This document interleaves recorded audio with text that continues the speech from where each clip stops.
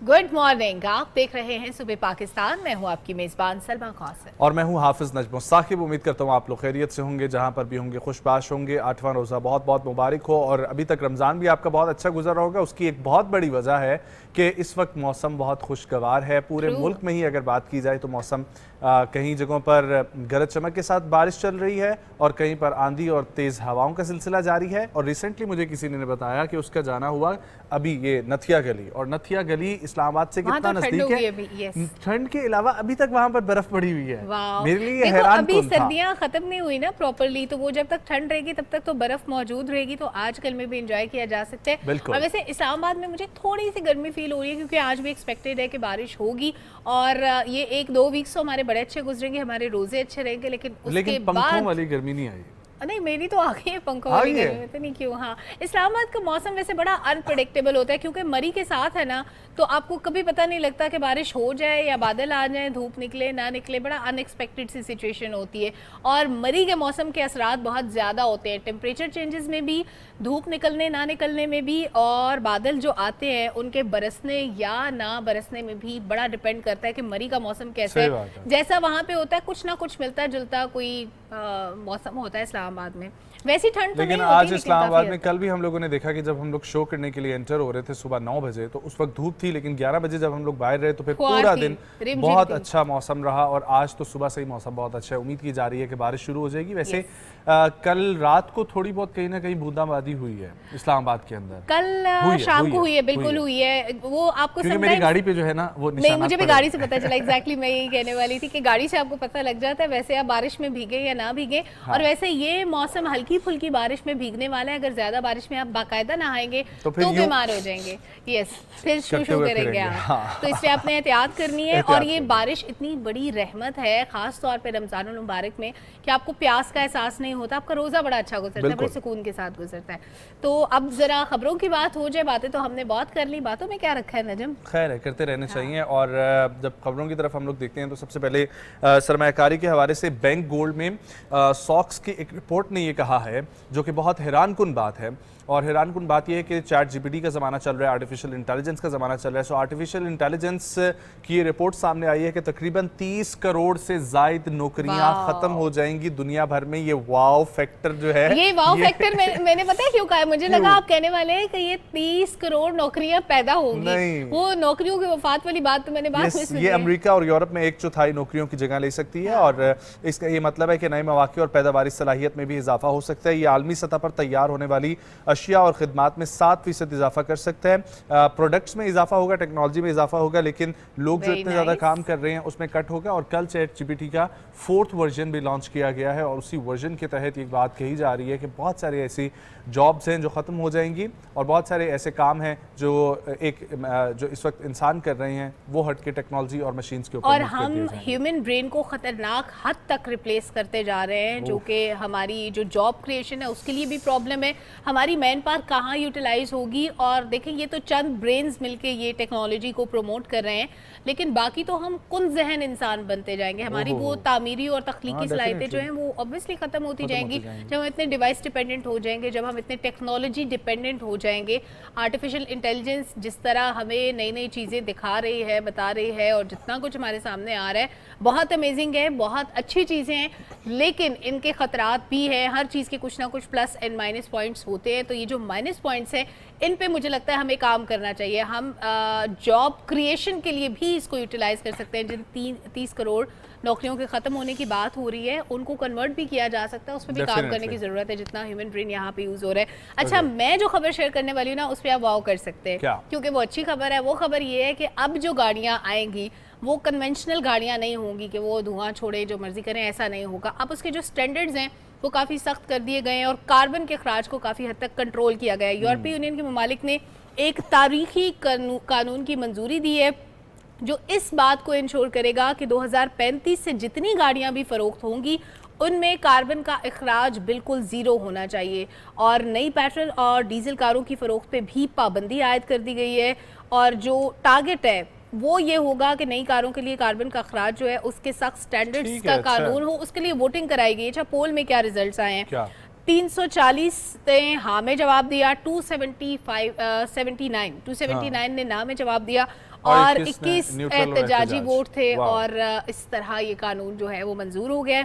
لیکن آپ یہ سوچیں کہ اگر عام پیٹرول اور ڈیزل گاڑیاں نہیں ہوں گی تو آف کورس وہ مہنگی بھی ہوں گی. ایک تو یہ بھی فیکٹر ہوگا, تو یہ بھی دیکھنا ہوگا کہ کیا ہوتا ہے, اس کے ریزلٹس کیا ہوتے ہیں. 2035 کا ٹارگٹ ہے, تو 2035 سے آنورڈ جو پہلے سے گاڑیاں موجود ہیں ان کا کیا کریں گے. اچھا ہے, اپنے پلانٹ کے بارے میں سوچنے کی ضرورت ہے, اور جہاں پر درخت ہم لوگ لگا رہے ہیں وہیں پر ایسے, ایک تو درخت تو نیچرلی ایک انوائرمنٹ آپ کو دیتے ہیں, لیکن ایسے جو ہم لوگوں نے خود سے اپنے لیے مصیبتیں کھڑی کی ہوئی ہیں ان کو کم کریں گے. پلانٹ کے بارے میں سوچیں, لیکن پلانٹ میں جو مخلوق ہے اس کے بارے میں بھی سوچیں. یا ڈیفینیٹلی. سو اب ایک اور بڑی انٹرسٹنگ سی نیوز میں آپ کو آسٹریلیا سے شیئر کرتا ہوں, جہاں پر ایک شخص میٹل ڈیٹیکٹر لے کر نکلا, پتہ نہیں ہائیک کرنے نکلے تھے یا آرکیولوجسٹ تھے یا کیوں نکلے تھے یہ تو مجھے بھی نہیں پتا, لیکن امی نے گھر سے نکال دیا ہوگا نا. میٹل ڈیٹیکٹر کی مدد سے انہوں نے ایک ایسی چٹان ڈھونڈ نکالی ہے جہاں پر اس وقت $2,40,000 آسٹریلوی ڈالر مالیت کا سونا موجود تھا. اور اس شخص کو جو اپنا نام ظاہر نہیں کرنا چاہتے ہیں, وکٹوریا کے گولڈ فیلڈ سے انہیں یہ تمام چیزیں ملی ہیں, اور یہ وہی علاقہ ہے جو کہ 19ویں صدی میں سونے کی تلاش کا مرکز رہ چکا ہے. اور اس پتھر کی مالیت کا اندازہ لگانے اور پھر اسے خریدنے والے ماہر ڈیرن کیمپ کا کہنا ہے کہ انہوں نے اپنے 43 سالہ کریئر میں ایسی دریافت نہیں دیکھی. آپ لوگوں کی ٹی وی سکرینز پر اس وقت موجود ہے. I really wish کہ میں اس ٹیبل کو ٹاورز کے نیچے سے سونا نکل ہے, لیکن ایسا پاسبل نہیں ہے. کچھ لوگوں کا بس کام بن جاتا ہے, خوش نصیب لوگ ہوتے ہیں جن کو اس طرح بیٹھے بٹھائے سونے کی چٹانیں اور کانیں مل جاتی ہیں, اور وہاں سے خزانے نکل آتے ہیں. کیا پتا پی سی آر یا ایم سی آر میں موجود ہو. ہاں پی سی آر میں ہو سکتا ہے, تو ہم کوشش کرتے ہیں کہ اس کے کونے خدروں کو چیک کریں لوگ موجود کہاں پہ سونا ہے. نہیں, ہمیں آواز آئی ہے ابھی پروڈیوسر صاحبہ کی کہ کچھ نہیں ہے ادھر, دھیان سے پروگرام کریں. تو چلیں جی, آج کے دن کی امپورٹنس کے حوالے سے اور اس ویک کی امپورٹنس کے حوالے سے بات کرتے ہیں. ویسے تو ہم کئی بیماریوں کو ڈسکس کرتے ہیں, ان سے بچا کیسے جا سکتا ہے, ان کے لیے میڈیکیشن کیا ہو سکتی ہے, ٹریٹمنٹ پلان کیا ہو سکتا ہے. ممکنہ طور پہ پرسن ٹو پرسن ویری کرتا ہے, ظاہر ہے آپ کو اپنے ڈاکٹر یا کنسلٹنٹ کے پاس جانا چاہیے. لیکن ڈفرینٹ ٹائپس آف کینسرز کو بھی ڈسکس کرتے ہیں. بریسٹ کینسر پہ ہم نے بہت بات کی, اور جتنے بھی مختلف قسم کے کینسر ہوتے ہیں, جسم کے مختلف حصوں میں بلڈ کینسر ہو یا کوئی بھی, اس پہ بات کرتے ہیں. لیکن ایک ٹائپ آف کینسر جس کو کہتے ہیں کولوریکٹل کینسر, اس سے آگاہی کا مہینہ منایا جا رہا ہے. اور یہ ایک ایسی بیماری ہے جو نظام انہضام کے نچلے حصے میں شروع ہوتی ہے. کولوریکٹل کینسر جو بڑی آنت اور بڑی آنت کے تیسرے اور آخری حصے کو متاثر کرتا ہے, اور اس کینسر کے خلاف آگاہی دینا وقت کی اہم ضرورت ہے, کیونکہ یہ اب بہت کامن ہوتا جا رہا ہے. اور عام طور پہ لوگ اس کو سیلف ٹریٹمنٹ کے تھرو اور زیادہ خراب کر لیتے ہیں, اور بیماری آخری سٹیجز کی طرف چلی جاتی ہے. اس کے اوپر ہم لوگ پہلے بھی پروگرام کر چکے ہیں, اگر آپ لوگوں نے وہ مس کیا ہے تو آج اس پروگرام کو دیکھیں. ہم لوگ ڈسکس کریں گے اور ہم لوگ آسان الفاظ میں سمجھنے کی کوشش کریں گے کہ اس کے کازز کیا ہیں, سمٹمز کیا ہیں, اور پھر علاج کیا ہے. ہمیں جوائن کر رہے ہیں ایکسپرٹ جناب ڈاکٹر معاذ بن بادشاہ اسی کے اوپر بات کرنے کے لیے. السلام علیکم ڈاکٹر صاحب, thank you so much for coming. کیسے آپ؟ Thank you very much for having me. Thank you. Doctor صاحب, سب سے پہلے تو آسان الفاظ میں ہم سمجھتے ہیں کہ یہ کولوریکٹل کینسر جو ہے یہ ہے کیا, ہماری باڈی کے کس کس سسٹم کو ڈیمیج کرتا ہے؟ جی, کولوریکٹل کینسر جو ہے ہماری باڈی کی جو ہمارا جو ڈائجسٹو سسٹم ہے اس کے آخری حصے جس کو بڑی آنت کہتے ہیں اس کو افیکٹ کرتا ہے. اور یہ بیسیکلی سیلز جو کہ ان چیکڈ ڈویژن ہو جاتی ہے ان کی ہمارے بڑی آنت کی لائننگ کی, جس کی وجہ سے کینسر ڈیولپ ہو جاتے ہیں. ٹھیک, اور اس کا ریشو کتنا ہے پاکستان میں, اوور آل دنیا میں یہ کتنا کامن ہے؟ دیکھیں جی, ورلڈ وائڈ تو دس از بیکمنگ دا سیکنڈ اور the third most common cancer in the world. Pakistan میں ہمارے پاس اسٹڈیز اس کی تھوڑی سی لمیٹڈ ہیں, لیکن based on available data this is becoming یہ 5th موسٹ کامن کینسر ہے پاکستان میں. اوکے, سو مطلب کہ کیسز زیادہ ہی ہیں اس وقت پاکستان میں. جی ڈاکٹر صاحب, اس کی کیا کازز ہیں, یہ کیوں ہوتا کیوں؟ اس کی کازز کافی اس کے اوپر ریسرچ ہوئی ہے. موسٹ امپورٹنٹ چیز جو اس میں ہے وہ فیملی ہسٹری ہے کہ کسی جی کوئی پیشنٹ ہے اس کے فرسٹ ڈگری ریلیٹیوز میں, for example mother and father یا سبلنگز میں اگر کوئی کولوریکٹل کینسر پہلے سے ہو تو وہ انکریز رسک پہ ہیں. اور اس کے علاوہ جو ویسٹرن ڈائٹ ہے جو کہ تیزی سے ہمارے معاشرے میں اب آہستہ آہستہ آ رہی ہے, جس میں پروسیسڈ فوڈ ہیں جو کہ नाइट्रोसामीन कंपाउंड्स और artificial colours, artificial process definitely. Stuff, उससे काफ़ी एसोसिएशन पाई जाती तो है डॉक्टर साहब ये colorectal तो cancer। बाहर की दुनिया में भी एग्जिस्ट करते हैं बहुत ज़्यादा फास्ट फूड। जी, और दैट इज़ वाई वहाँ पे ये और भी तेज़ी से फैल रहा है। सही। और पाकिस्तान में क्योंकि प्रोसेस्ड फूड अब काफ़ी ज़्यादा हो गए हैं, दैट्स वाई इसका रेशो अब बढ़ रहा है। और एक और अलार्मिंग बात ये है कि ये पहले ये डिज़ीज़ होती थी 50+ इंडिविजुअल्स की, अब early ages लेकिन अब हम उसको काफ़ी अर्ली एजेस में देख रहे हैं। Like- और People ये in मेल their- में ज़्यादा होता है या फीमेल्स? इसका रेशो बेसिकली हम इक्वली देखते ठीक हैं है। मेल्स और फीमेल्स में। ठीक है। और अर्ली एज में कितनी अर्ली एज में हो सकता है? क्या छोटे बच्चों को भी होता है? छोटे बच्चों में इसका रेशो बहुत कम है, ठीक है जी? लेकिन है। इसके अलावा बच्चों में mostly this is related to inherited conditions, ठीक है जी, Understand. या जेनेटिक कंडीशंस। तो डॉक्टर साहब हम लोगों ने ये भी बात डिस्कस की कि ये इनहेरिटेड है, और फिर साथ हमने ये भी कहा कि प्रोसेस्ड फूड जो आ रहा है उसकी वजह से है। जी। अब इनहेरिटेड होने की वजह से क्यों है, लाइक वो जीन्स ट्रांसफ़र हो रहे हैं, वो प्रॉब्लम कैसे क्रिएट हो रही जी। है? एक शुगर की तो समझ आती है, चले जेनेटिकली प्रोसेस चल रहा है, ये बड़ी आंत का एक टोटली अलहदा सा फिजिकल सिस्टम, और ये कैसे हो रहा है? ये इसमें इनहेरिटेड कैंसर्स का मैकेनिज़्म इस तरह होता है कि ये 2-3 जनरेशन्स में ये जीन्स आती हैं, ठीक है जी। तो इसमें एक जीन जो होती है वो डिफेक्टिव होती है, एक Okay. नॉर्मल होती है, ठीक है। ठीक है। When this second gene gets hit, either related to environment or diet, तो Okay. जब दो Trigger हो जाती हैं। both genes affect हो जाती हैं, that basically triggers the cancer. और इसके इनिशियल सिम्टम्स क्या होते हैं? कैसे पता चलता है कि ये अब आप कैंसर की तरफ बढ़ रहे हैं? ठीक है। कोलोरेक्टल कैंसर में जो बेसिक इनिशियल सिम्टम होते हैं, जो कि हम सबको अलार्म होना चाहिए उसके लिए, वो है पखाने में खून का आना, blood in the stool. Okay. वो कभी भी नॉर्मल नहीं होता, ठीक है जी। Okay. इसके अलावा अगर कोई पेशेंट है, उसको अनइंटेंशनल वेट लॉस हो रहा है, अनइंटेंशनल मीनिंग कि वो खाना पीना सही कर रहा है और लेकिन उसका कम वेट होता लूज जा हो रहा रहा है। है, ठीक है। तो that is an alarm sign. इसके अलावा बाउल हैबिट्स में, मतलब पखाना करने का जो हैबिट है उसमें कोई चेंज आ जाए, या बहुत ज़्यादा कॉन्स्टिपेशन होने लगे, या बहुत ज़्यादा डायरिया होने लगे, तो ये भी उसकी एक अलामात में से है। ठीक है। अब ये तो केसेस यहाँ से स्टार्ट होना शुरू हुए, फिर इन केसेस के स्टेजेस क्या क्या हैं और क्या वर्स्ट कंडीशन हो सकती है? जी, कोलोरेक्टल कैंसर जो है ये 4 स्टेजेस में डिवाइड होता है, ठीक है। Okay. और ये इसकी बेसिकली ये स्टेजेस इस तरह होते हैं कि जितना ये अपने मखसूस एरिया में लोकली कितना स्प्रेड हो रहा है बड़ी आंत में, और फिर ये डिस्टेंट ऑर्गन्स में कितना जा रहा है। फॉर एग्जांपल अच्छा, ये लिवर में दूसरे जाता है। ऑर्गन्स को भी डैमेज कर सकते बिल्कुल जी। स्टेज 4 में इस तरह होता है कि ये जिगर को या लंग्स में भी चला जाता है, पेट के मुख्तलिफ हिस्सों में फैल जाता है। तो स्टेज 1 इसकी सबसे अर्ली स्टेज है, इसमें सिर्फ ये बड़ी आंत के बिल्कुल जो उसकी लाइनिंग होती है उसको इफेक्ट करता है। ठीक है। उसके बाद स्टेज 2 का मतलब है कि इसकी डेप्थ थोड़ी और इंक्रीज होती है। स्टेज 3 में ये लिम्फ नोड्स को इन्वॉल्व करना शुरू कर देता है। स्टेज 4 में फिर ये कैंसर पूरी बॉडी में फैल जाता है। और क्या ये ट्रीटेबल होता है in any stage? Ji, colorectal cancer is a treatable and a preventable cancer, ठीक है जी। 4th स्टेज पे भी? 4th स्टेज पे भी इसकी ट्रीटमेंट बिल्कुल मुमकिन है। क्योर शायद मुमकिन ना हो, लेकिन ट्रीटमेंट बिल्कुल मुमकिन है, जिससे सर्वाइवल और क्वालिटी ऑफ लाइफ पेशेंट्स की बहुत अच्छी रहती है आखिर तक। ठीक है। ठीक। अच्छा, तो स्टेज 3 या स्टेज 2 तक ये क्योरेबल है?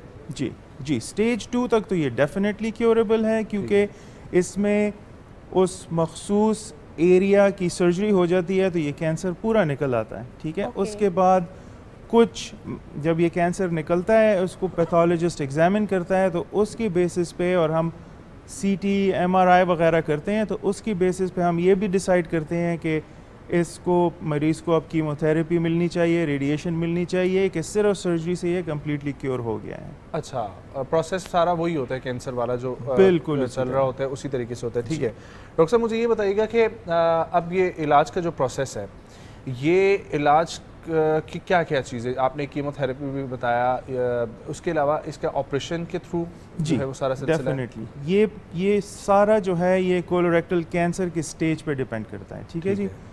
دا ارلیئر دا اسٹیج, اگر اسٹیج 1 ہے بالکل انیشل ہے تو اس میں صرف سرجری کر کے اس ایریا کو ریموو کر دیتے ہیں, اس کے بعد پھر کیمو تھراپی اور ریڈیشن کی ضرورت نہیں. ٹھیک ہے, لیٹس سے اسٹیج 3 ہے. اسٹیج 3 ہے تو اس میں سرجری بھی کرتے ہیں, اس کے بعد ریڈیشن اور کیمو تھراپی بھی کرتے ہیں, اور موسٹلی اس سے کیوریٹیو انٹینٹ ہو جاتا ہے. اچھا, جینیٹیکلی کتنے % چانسز ہوتے ہیں کہ یہ لازمی کینسر ٹرانسفر ہوگا؟ کیا ایسا لائف سٹائل ہو سکتا ہے, ایسی ڈائٹ ہو سکتی ہے جس کو اڈاپٹ کر کے ہم اوائڈ کر سکیں ان چانسز کو؟ دیکھیں جینیٹیکلی ہم اتنے پرسنٹیجز میں تو نہیں کہہ سکتے, لیکن اگر فرسٹ ڈگری ریلیٹیوز میں آپ کے یہ کولوریکٹل کینسر پایا جاتا ہے, فار ایگزامپل مدر فادر میں یا سبلنگز میں, تو آپ جنرل پاپولیشن سے ہائر رسک پہ ہیں, ٹھیک ہے جی. تو اس میں پاکستان میں تو انفارچونیٹلی ہمارے پاس کولوریکٹل کینسر کے اسکریننگ کا کوئی پروگرام نہیں ہے, لیکن ویسٹرن کنٹریز میں پرٹیکولرلی یونائٹڈ اسٹیٹس میں کولوریکٹل کینسر اسکریننگ کے پروگرامز ہوتے ہیں, جس میں پیشنٹ میل ہو یا فیمیل, جب وہ 45 ایئرز آف ایج کا جب ہوتے ہیں تو ان کو اسکریننگ کولوناسکوپی یعنی کیمرے کے ذریعے بڑی آنت کا معائنہ وہ ان کو آفر کیا جاتا ہے, تاکہ اگر تو کوئی یہ کینسر ڈیولپ ہو بھی رہا ہے اور بہت ارلی سٹیج میں ہے تو وہ کولوناسکوپی کے ذریعے اس کا پتہ چل جاتا ہے, اور اسی وقت بایوپسی ہو جاتی ہے کولوناسکوپی کے تھرو. اگر اس میں کینسر پروو ہو جاتا ہے یا بہت ارلی کینسر ہے یا کوئی ایسا پولپ ہے جو کہ ابھی کینسر نہیں بنا, تو اس کی سرجری یا اس کو ریموول کر کے ہم اس کو کیور کر سکتے ہیں. کیا کھانا پینا ایسا ہو سکتا ہے یا ایسی کوئی چیز جس کو اپنی زندگی میں شامل کر کے بچا جا سکے اس ٹائپ آف کینسر؟ کھانے پینے میں پروسیسڈ فوڈ کو اوائڈ کریں, ٹھیک ہے جی. اور مائکرو ویو موسٹلی فروٹس اور سبزیاں یہ زیادہ کھائیں, ٹھیک ہے. اگر آپ گوشت بھی کھاتے ہیں تو بیسیکلی آپ ٹرائی کریں کہ اس کو پروسیسڈ جو چیزیں ہوتی ہیں اس سے فروزن ہو, ہر چیز فریش ہو. بالکل ہر چیز فریش. اگر ہم لوگ دیکھیں کہ جس طریقے سے ہر باڈی ویری کرتی ہے, تو ایسی کون سی بیماریاں ہیں جو کسی شخص کو ہیں اور اس کو زیادہ خیال رکھنے کی ضرورت ہے, چاہے اس کی فیملی ہسٹری میں یہ کولوریکٹل کینسر کبھی ہے یا نہیں ہے, لیکن اس کے علاوہ اس کو کیا پرابلمز ہیں جس کی وجہ سے اس کو مزید کیئر کرنے کی ضرورت ہے؟ بیسیکلی تو یہ ہے کہ اگر وہ آلریڈی اس کو کانسٹیپیشن ہے یا ڈائریا ہے تو اس کو تھوڑا سا زیادہ ویجیلنٹ ہونے کی ضرورت ہے. اگر اس کو پہلے ہی ہیمروئڈس کا پرابلم ہے, بلڈ ان دا اسٹول آ رہا ہے, تو کولوریکٹل کینسر کے سائنز ماسک ہو سکتے ہیں ان میں, تو اس کو تھوڑی اور زیادہ ویجیلنٹ اور کیئر کی ضرورت ہے. اور یہ جو بلڈ پریشر, شوگر, یہ کامن بیماریاں جو ہیں, ان کے ہوتے ہوئے کیا چانسز بڑھ جاتے ہیں؟ ان کے اس کے ساتھ اس کی ایسوسیشن اتنی نہیں ہے جتنی ڈائٹ کے ساتھ اور فیملی ہسٹری کے ساتھ ہے. نہیں, اگر لیٹ سپوز اگر آپ کی جو گٹ ہیلتھ ہے یا بیسک ہیلتھ جو ہے وہ کمپرومائزڈ ہے, آپ کی امیونٹی اتنی اچھی نہیں ہے, تو پھر کیا زیادہ چانسز ہوتے ہیں کولوریکٹل کینسر؟ اس سے پھر اس طرح ہوتا ہے کہ گٹ ہیلتھ میں آپ زیادہ ایٹ رسک ہوتے ہیں انفیکشنز کے اور اریٹیبل باول سنڈروم کے. کچھ ایسے انفیکشنز ہیں جو کہ کولوریکٹل کینسر کے ساتھ ایسوسیٹڈ ہیں, لیکن ان جنرل اگر آپ دیکھیں ہائی بلڈ پریشر یا ڈائبٹیز کی کوئی اسٹرانگ ایسوسیشن نہیں ہے کولوریکٹل کینسر کی. ٹھیک ہے ڈاکٹر صاحب, اینی تھنگ, کیونکہ ابھی تک ہم لوگوں نے جو ڈسکس کیا اس میں سمٹمس, کازز, علاج, پریونشن سب ڈسکس کر لیا, سو کچھ آپ ایڈ کرنا چاہتے ہو جو ہمارے نالج میں نہیں ہے؟ بیسیکلی یہی ہے کہ اگر تو جنرل پاپولیشن کے لیے یہ میسج ہے کہ اگر تو ان انٹینشنل ویٹ لاس ہے یا پخانے میں خون آ رہا ہے یا چینج ان باول ہیبٹس ہوا ہے, بہت زیادہ کانسٹیپیشن ہو رہی ہے یا بہت زیادہ ڈائریا ہے, تو ڈیفینیٹلی اپنے کنسلٹنٹ سے, اپنے ڈاکٹر سے ضرور رجوع کریں اور ان سے کولن کینسر کی اسکریننگ کے بارے میں ضرور معلومات حاصل کریں. اوکے, اور یہ کس ڈاکٹر کا کیس بنتا ہے سر؟ یہ بیسیکلی گیسٹرونٹرولوجسٹ کی رسپانسبلٹی ہوتی ہے. ٹھیک ہے. اور اگر ہم لوگ یہ دیکھیں کہ خاص طور پر رمضان کی جو ہمارا یہ ہیبٹس ہیں اور اس کے اندر پھر تلی ہوئی چیزیں جو ہیں, ڈیفینیٹلی تو اس کو ٹرائی کریں اوائڈ کرنے کے لیے. زیادہ سے زیادہ فروٹ, سبزیاں, fresh stuff. اچھا اگر اس کو باقی ٹائپس آف کینسرز کے ساتھ کمپیئر کیا جائے، بریسٹ کینسر، بلڈ کینسر، یہ بہت کامن کینسرز ہیں، تو یہ کتنا زیادہ خطرناک ہوتا ہے ان کینسرز کی نسبت؟ دیکھیں یہ جیسا میں نے آپ کو بتایا پاکستان میں یہ 4th یا 5th موسٹ کامن کینسر ہے، ٹھیک ہے جی. تو اس کی جو اس کی خطرے کی جو علامات ہیں وہ اس کے سٹیجز پہ ہیں. اگر تو یہ ارلی سٹیج میں ڈائگنوز ہوتا ہے، جتنا پھیلا ہوا ہوگا اتنا زیادہ خطرناک ہوگا. ڈیفینیٹلی اسی طرح ہے. ٹھیک ہے. اور اس کی پریونشن کے لیے آپ کو اسکریننگ کراتے رہنا چاہیے کہ اچھا آپ نے بتایا کہ ہمارے یہاں اتنا زیادہ اسکریننگ کے لیے بہت زیادہ سینٹرز یا اس طرح ڈیڈیکیٹڈ جگہ نہیں ہے، تو ایک عام بندہ کیا ڈائریکٹلی گیسٹرونٹولوجسٹ کے پاس جائے گا اور اس کو بتائے گا کہ مجھے یہ سمٹمس ہیں تو آپ اس کو ایویلویٹ کریں کہ مجھے کیا پرابلم ہو سکتی ہے؟ ڈیفینیٹلی اسی طرح ہے. اگر میرے پاس کوئی پیشنٹ اس طرح آتا ہے تو اس کو ہم سٹول کا ایک ٹیسٹ آفر کرتے ہیں جس میں ہم دیکھتے ہیں کہ اس سٹول میں مائکروسکوپک اماؤنٹ آف بلڈ ہے کہ نہیں ہے، ٹھیک ہے جی. اگر تو وہ ہے اور یا پیشنٹ کو اور کوئی الارم سمٹمز ہیں تو ہم ان کو کولونوسکوپی ضرور آفر کرتے ہیں، جو کہ کیمرے کے ذریعے بڑی آنت کا معائنہ ہوتا ہے. ٹھیک ہے. اور ڈاکٹر صاحب اگر میں یہ آپ سے پوچھوں کہ اس وقت کولوریکٹل کے جو کیسز آ رہے ہیں پاکستان میں، خاص طور پہ آپ کے پاس، زیادہ تر وہ انہیریٹڈ کیسز ہیں یا زیادہ تر جو ہیں وہ فرسٹ ٹائم کیسز آپ کے پاس آ رہے ہیں؟ آپ سرپرائز ہوں گے یہ بات سن کے، لیکن وہ فرسٹ ٹائم کینسرز ہیں، ان کی فیملی ہسٹری نہیں ہوتی. اور ان فیکٹ ابھی just yesterday we diagnosed a patient with colorectal cancer جو کہ he was only 26 years old. 26 year old جی. اور وہ obviously لائف سٹائل کی وجہ سے سٹوری کیا بنی اس کی، کیا لائف سٹائل؟ وہ بیسیکلی ہمارے پاس آیا تھا، اس کو ایبڈومینل پین تھا تھوڑا سا اور اس کو بہت زیادہ کانسٹیپیشن تھی، اس کو بلڈ ان دا اسٹول بھی نہیں تھا. تو اور کون سی سٹیج ڈائگنوز ہوئی اس پہ؟ اس کی سٹیج ارلی ہے الحمدللہ، تو وہ کیور ہو جائیں گے. لیکن یہ کانسٹیپیشن تو بڑا کامن سا پرابلم ہے، ڈائٹ ہیبٹس کی وجہ سے بھی پاکستان میں ہر دوسرے بندے کو پرابلم ہے. کیا ہر بار کانسٹیپیشن کو اسی طرح سے دیکھنا چاہیے کہ یہ کولوریکٹل کینسر ہو سکتا ہے، اس کے اور بھی ریزنز ہو سکتے ہیں؟ کانسٹیپیشن کی تو بہت ریزنز ہیں. کانسٹیپیشن اس وقت وریسم ہوتی ہے جب یہ آپ کی روٹین کانسٹیپیشن سے بہت زیادہ ہو جائے، یا کوئی پیشنٹ ہے اس کے باول ہیبٹس پہلے کمپلیٹلی نارمل تھے اور وہ اس کو ایک دم کانسٹیپیشن ہو جائے، اس کے ساتھ ان کو سٹول میں بلڈ آنا شروع ہو جائے، تو دیٹ از مور کنسرننگ. اور یہ جو سیلف میڈیکیشن کا طریقہ ہوتا ہے کانسٹیپیشن کے لیے، نارملی لوگ خود ہی میڈیسنز لینا شروع کر دیتے ہیں، کوئی بھی ہربل میڈیسن یا جی.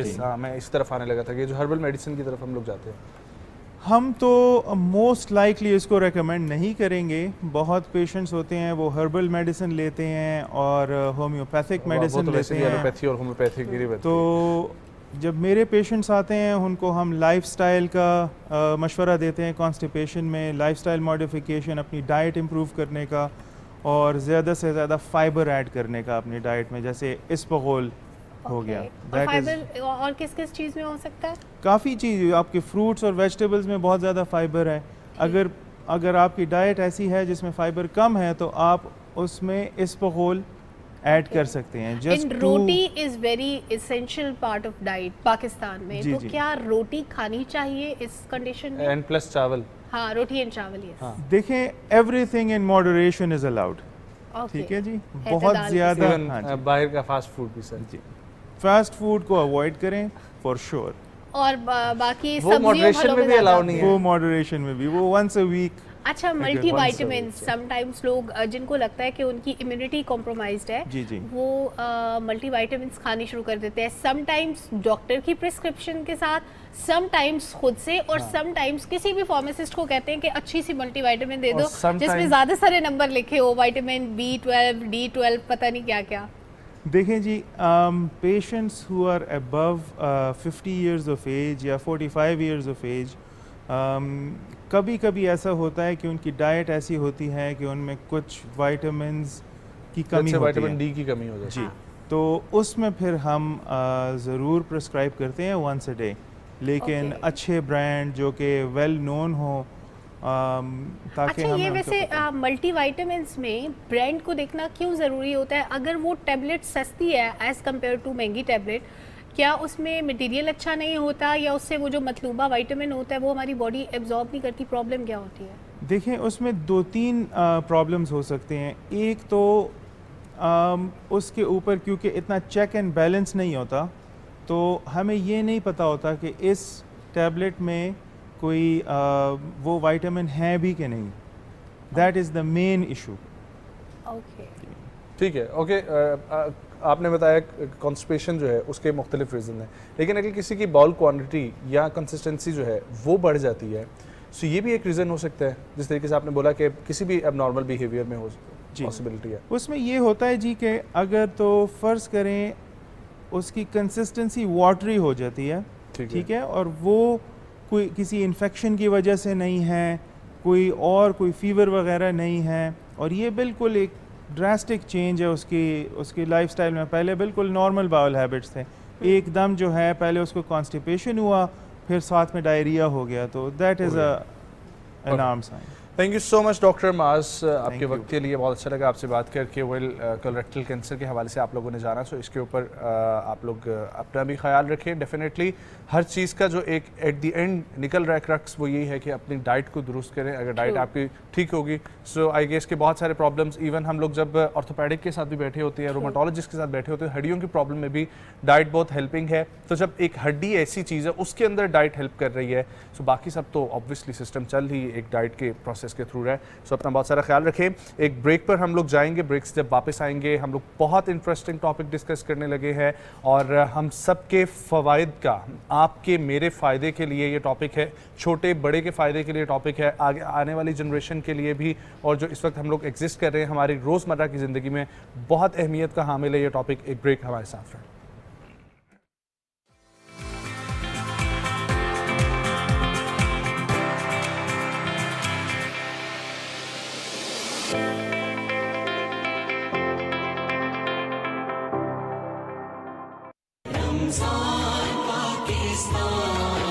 माह सयाम की आमद है। मैं हूं फारूक हसन और मेरे साथ मौजूद हैं सारा भट्टी। हम और आप इकट्ठे होंगे रमजानुल मुबारक की बरकत समेटने के लिए पीटीवी न्यूज़ पर ट्रांसमिशन रमज़ान पाकिस्तान में। इस ट्रांसमिशन में आपकी मुलाकात कराएंगे मारूफ मजहबी स्कॉलर्स से, मुमताज़ शख्सियात से कराएंगे जिन्होंने अपने अपने शोबे में कामयाबी हासिल की है, और हम आपके साथ शेयर करेंगे तिब्बी मशवरे, health and fitness tips and lots more.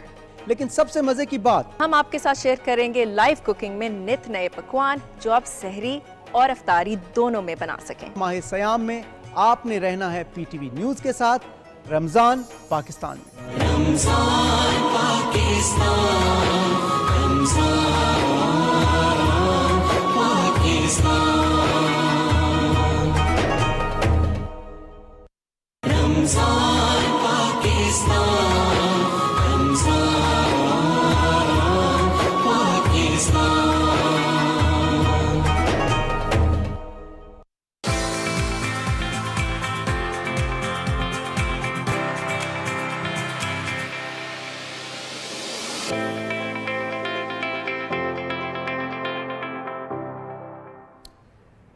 Welcome back. Her family में, हर घर में, हर माशरे में और हर रियासत में कुछ रूल्स होते हैं, कुछ लॉज होते हैं जिनके लिए, जो आपकी ज़िंदगी को डिसिप्लिन करने के लिए बनाए जाते हैं। और मकसद क्या होता है कि एक अच्छी क्वालिटी लाइफ गुजारी जा सके। अगर एक फैमिली के अंदर भी कुछ रूल्स बनते हैं ना पेरेंट्स की तरफ से, तो उसका पर्पज़ ये होता है कि बच्चों के आपस में लड़ाइयाँ झगड़े ना हो, प्यार मोहब्बत से रहें, मसावात हो, हर चीज़ उनमें इक्वल डिस्ट्रीब्यूट हो, हर तरह के राइट्स दोनों को मिले। इसी तरह माशरे के अंदर या रियासत के अंदर जो कवानीन होते हैं, या आईन पाकिस्तान जिसको हम कहते हैं, आइन बेसिकली हमारी ज़िंदगी के हर शोबे को उसी तरह डिसिप्लिन करता है ताकि हर शहरी को उसके राइट्स मिले। उनके राइट्स की प्रोटेक्शन के लिए उसमें कवानीन मौजूद होते हैं, एक ज़ाब्ता मौजूद होता है जिसके अकॉर्डिंग आप अपनी प्रॉपर्टी को, अपनी फैमिली लाइफ को, ज़िंदगी की किसी भी चीज़ का आप जिक्र करें उसको एड्रेस किया जा सकता है, उसको देखा जा सकता है कि इसमें कहाँ पे प्रोविज़न मौजूद है, कौन से राइट को आप कैसे अवेल कर सकते हैं, ये आपको पता होना चाहिए कि आपके राइट्स क्या हैं। और आईने पाकिस्तान के अंदर बेसिकली लिखा क्या है, हमारे मुल्क का निज़ाम कैसे चलता है, उस निज़ाम में हमारी पार्टिसिपेशन क्या है और हमारे राइट्स उसके अंदर क्या हैं, या हम सब नहीं जानते। तो हमने कोशिश की, एक अदना सी कोशिश, कि हम इस सिलसिले का आगाज़ करें, कि हम अपने व्यूअर्स को बताना शुरू करें उनके और हमारे राइट्स क्या हैं, उन राइट्स को अवेल कैसे किया जा सकता है, और हमारे मुल्क का जो निज़ाम है ये आखिर चलता कैसे है। या डेफिनेटली बहुत इंटरेस्टिंग टॉपिक है। जिस तरीके से हम लोगों ने पहले भी, हमारी कोशिश है कि जो मीडिया के बुनियादी उसूल हमें यूनिवर्सिटी के अंदर भी पढ़ाए गए, और जो ये कोड ऑफ एथिक्स जर्नलिज्म में भी पढ़ाए जाते हैं, कि उसमें चले इंटरटेनमेंट भी एक फैक्टर आता है, लेकिन एजुकेशन बहुत बड़ा एक फैक्टर आता है। उस एजुकेशन के अंदर हम लोग की कोशिश कर रहे हैं, हमारा पेरेंटिंग का जो स्टफ़ है, जो रोज़मर्रा के हमारे मामलात हैं, फिर हमारी यूनिवर्सिटी और कॉलेजेस कैसे कंट्रोल कर सकती हैं एक्सट्रीम बिहेवियर को जो हमें देखने को मिल रहा है अपने माशरे में।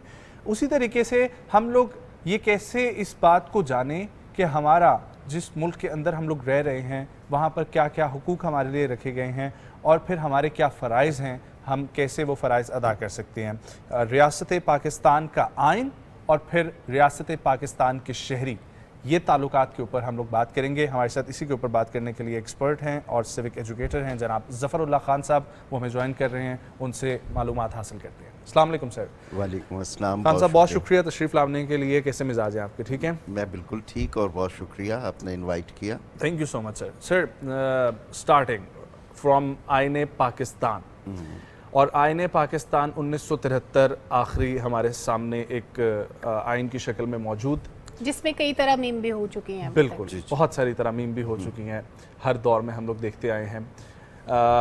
इस टॉपिक का आगाज़ जो है, मैं चाहूँगा कि आप जहाँ से बेहतर समझते हैं आप गुफ्तगू का आगाज़ करें, फिर हमारे सवाल जो हैं। हाँ, ये किताब क्या है? ये सबस किताब जो पाकिस्तान के शहरी बहुत दूर रहते हैं इससे, इस साल इसकी गोल्डन जुबली भी है, जिसके ना इसे 50 साल हो गए, उसमें से बहुत अरसा ये हमारी कौमी ज़िंदगी से गायब भी रहा, और लोगों को लगता है ये सिर्फ पॉलिटिशियन के लिए ये या कानूनदान। मैं एक छोटी सी बात, जिस तरह आप कोई प्रोडक्ट लेते हैं, ये कैमरा है, ये माइक है, इसके साथ एक इस्तेमाल करने का यूज़र मैनुअल आता है। रियासत कैसे चलेगी, उसके शहरियों के क्या हकूक़ होंगे, क्या इदारे होंगे, कैसे वसाइल तकसीम होंगे, ये रियासत का यूज़र मैनुअल है। अगर ये मैनुअल के मुताबिक अगर आप नहीं चलाएंगे तो बहुत सारी चीज़ें क्रैश कर जाएंगी। तो लिहाजा ये बड़ा अच्छा सिलसिला है कि आप पब्लिक एजुकेशन के लिए, शहरियों की आगाही के लिए गोल्डन जुबली के मौके पे इस गुफ्तगू का, और ये गुफ्तगू मुसलसल रहनी चाहिए, क्योंकि ये ऐसा नहीं है कि ये नॉलेज जेनेटिकली ट्रांसफ़र होता हो। ये हर शहरी को ख़ुद अपने तय सीखना है, समझना है, और लाइफ जिस तरह एक मुसलसल अमल है, इसी तरह रियासतें भी और उसके कवानीन भी पत्थर पे लिखे हुए नहीं होते। They keep changing, they are organic. आपने जिस तरह हकूक़ की बात की, तो हकूक़ का तसव्वुर जो इस सबज़ किताब में है, ये आर्टिकल 8 से लेकर आर्टिकल 28 तक हमारे दस्तूर में है। लॉ क्लास की सूरत में नहीं, लेकिन आम फहम ज़बान में आप देखें तो आप कोई भी इमारत बनाते हो तो सबसे पहले उसकी बुनियाद बनाते हैं। तो फंडामेंटल राइट्स इंसानी हकूक़ के समुंदर में से चुने हुए वो मोती हैं जिनको आप रियासत की बुनियाद के तौर पे रखते हो, कि हम अपने शहरियों को ये चीज़ देंगे जिसके ऊपर सर्वाइवल हो, जिसके ऊपर पूरी इमारत रियासत की मजबूती, मसलन बुनियादें, और उस इमारत के अंदर फिर तवाज़ुन भी होना चाहिए। इस तवाज़ुन के साथ साथ हम ये भी जानने की कोशिश करेंगे कि मैं एक आम शहरी हूँ, मैं जानना चाहती हूँ कि मेरा हक क्या है और रियासत पे फ़र्ज़ क्या है मेरे लिए। एक छोटा सा ब्रेक लेते हैं, ब्रेक से वापस आके यहीं से गुफ्तगू का आगाज़ दोबारा करते हैं। हमारे साथ रहिए।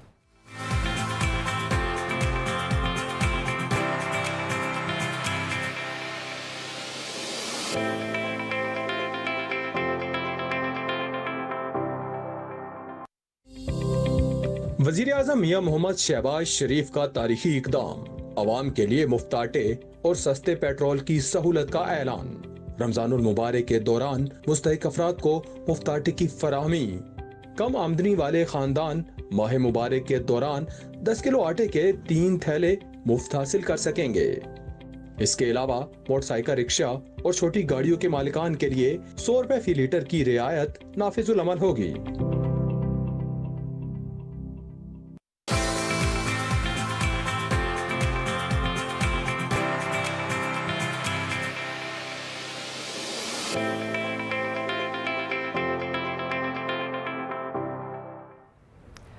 वेलकम बैक नाजरीन। बहुत ही ख़ास शख्सियत ज़फ़रुल्लाह खान साहब हमारे साथ मौजूद हैं। और ज़फ़रुल्लाह खान साहब, जैसे मैंने ब्रेक पे जाने से पहले छोटा सा एक क्वेश्चन पुट किया था कि मैं एक आम शहरी हूँ, मेरा हक क्या है रियासत पर और फिर मेरे फ़राइज़ क्या हैं, आइन क्या कहता है? देखें, दो बातें। सबसे पहला हक तो जो दस्तूर देता है वो एक मुअय्यन जोग्राफिये में इसे रिपब्लिक बनाता है, इसे वफाक बनाता है। हमारी यानी कि आज़ादी। आपका वोट होगा, आप तय करोगे कि आपके ऊपर हुक्मरानी का हक किसे है। दूसरा जो सबसे अहम है वो लाइफ एंड लिबर्टी का है कि आपकी ज़िंदगी होगी, आपकी आज़ादी होगी तो आप ज़िंदगी के दीगर अमूर निभा सकेंगे।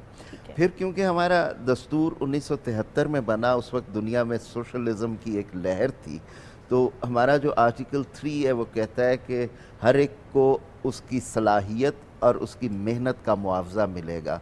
और रफ्ता रफ्ता एक दिन से जादू का छड़ी नहीं होगी, रफ्ता रफ्ता हम इस्तेहसाल से पाक मुआशरा बनाने में कामयाब हो जाएंगे। और माशाल्लाह हम दुनिया का 5वां बड़ा मुल्क हैं आबादी के एतबार से, हमें बहुत काम करना है। इसके बाद कानून के ताबे डील किया जाएगा, ना सिर्फ पाकिस्तान के शहरी को बल्कि अगर कोई मेहमान पाकिस्तान में आया हुआ है तो उसकी ज़िंदगी और उसका भी हुर्मत का तहफ़्फ़ुज़ होगा। जब हम बुनियादी हकूक़ की बात करते हैं तो यहाँ थोड़ा सा मैं तारीख़ी हवाला दूंगा कि जब ये बुनियाद बनाने लगे तो 12 अगस्त 1947, 14 अगस्त से 2 दिन पहले दस्तूर साज असम्बली ने एक कमेटी बनाई, fundamental rights of the citizens of Pakistan, और कायदे आज़म उसके ख़ुद सरबराह थे। और अगर आपको याद हो 1948 में universal declaration of human rights आया, उसके बनाने में भी पाकिस्तान की दस्तूर साज असम्बली के 2 मुअज़्ज़ज़ अरकान का हिस्सा था।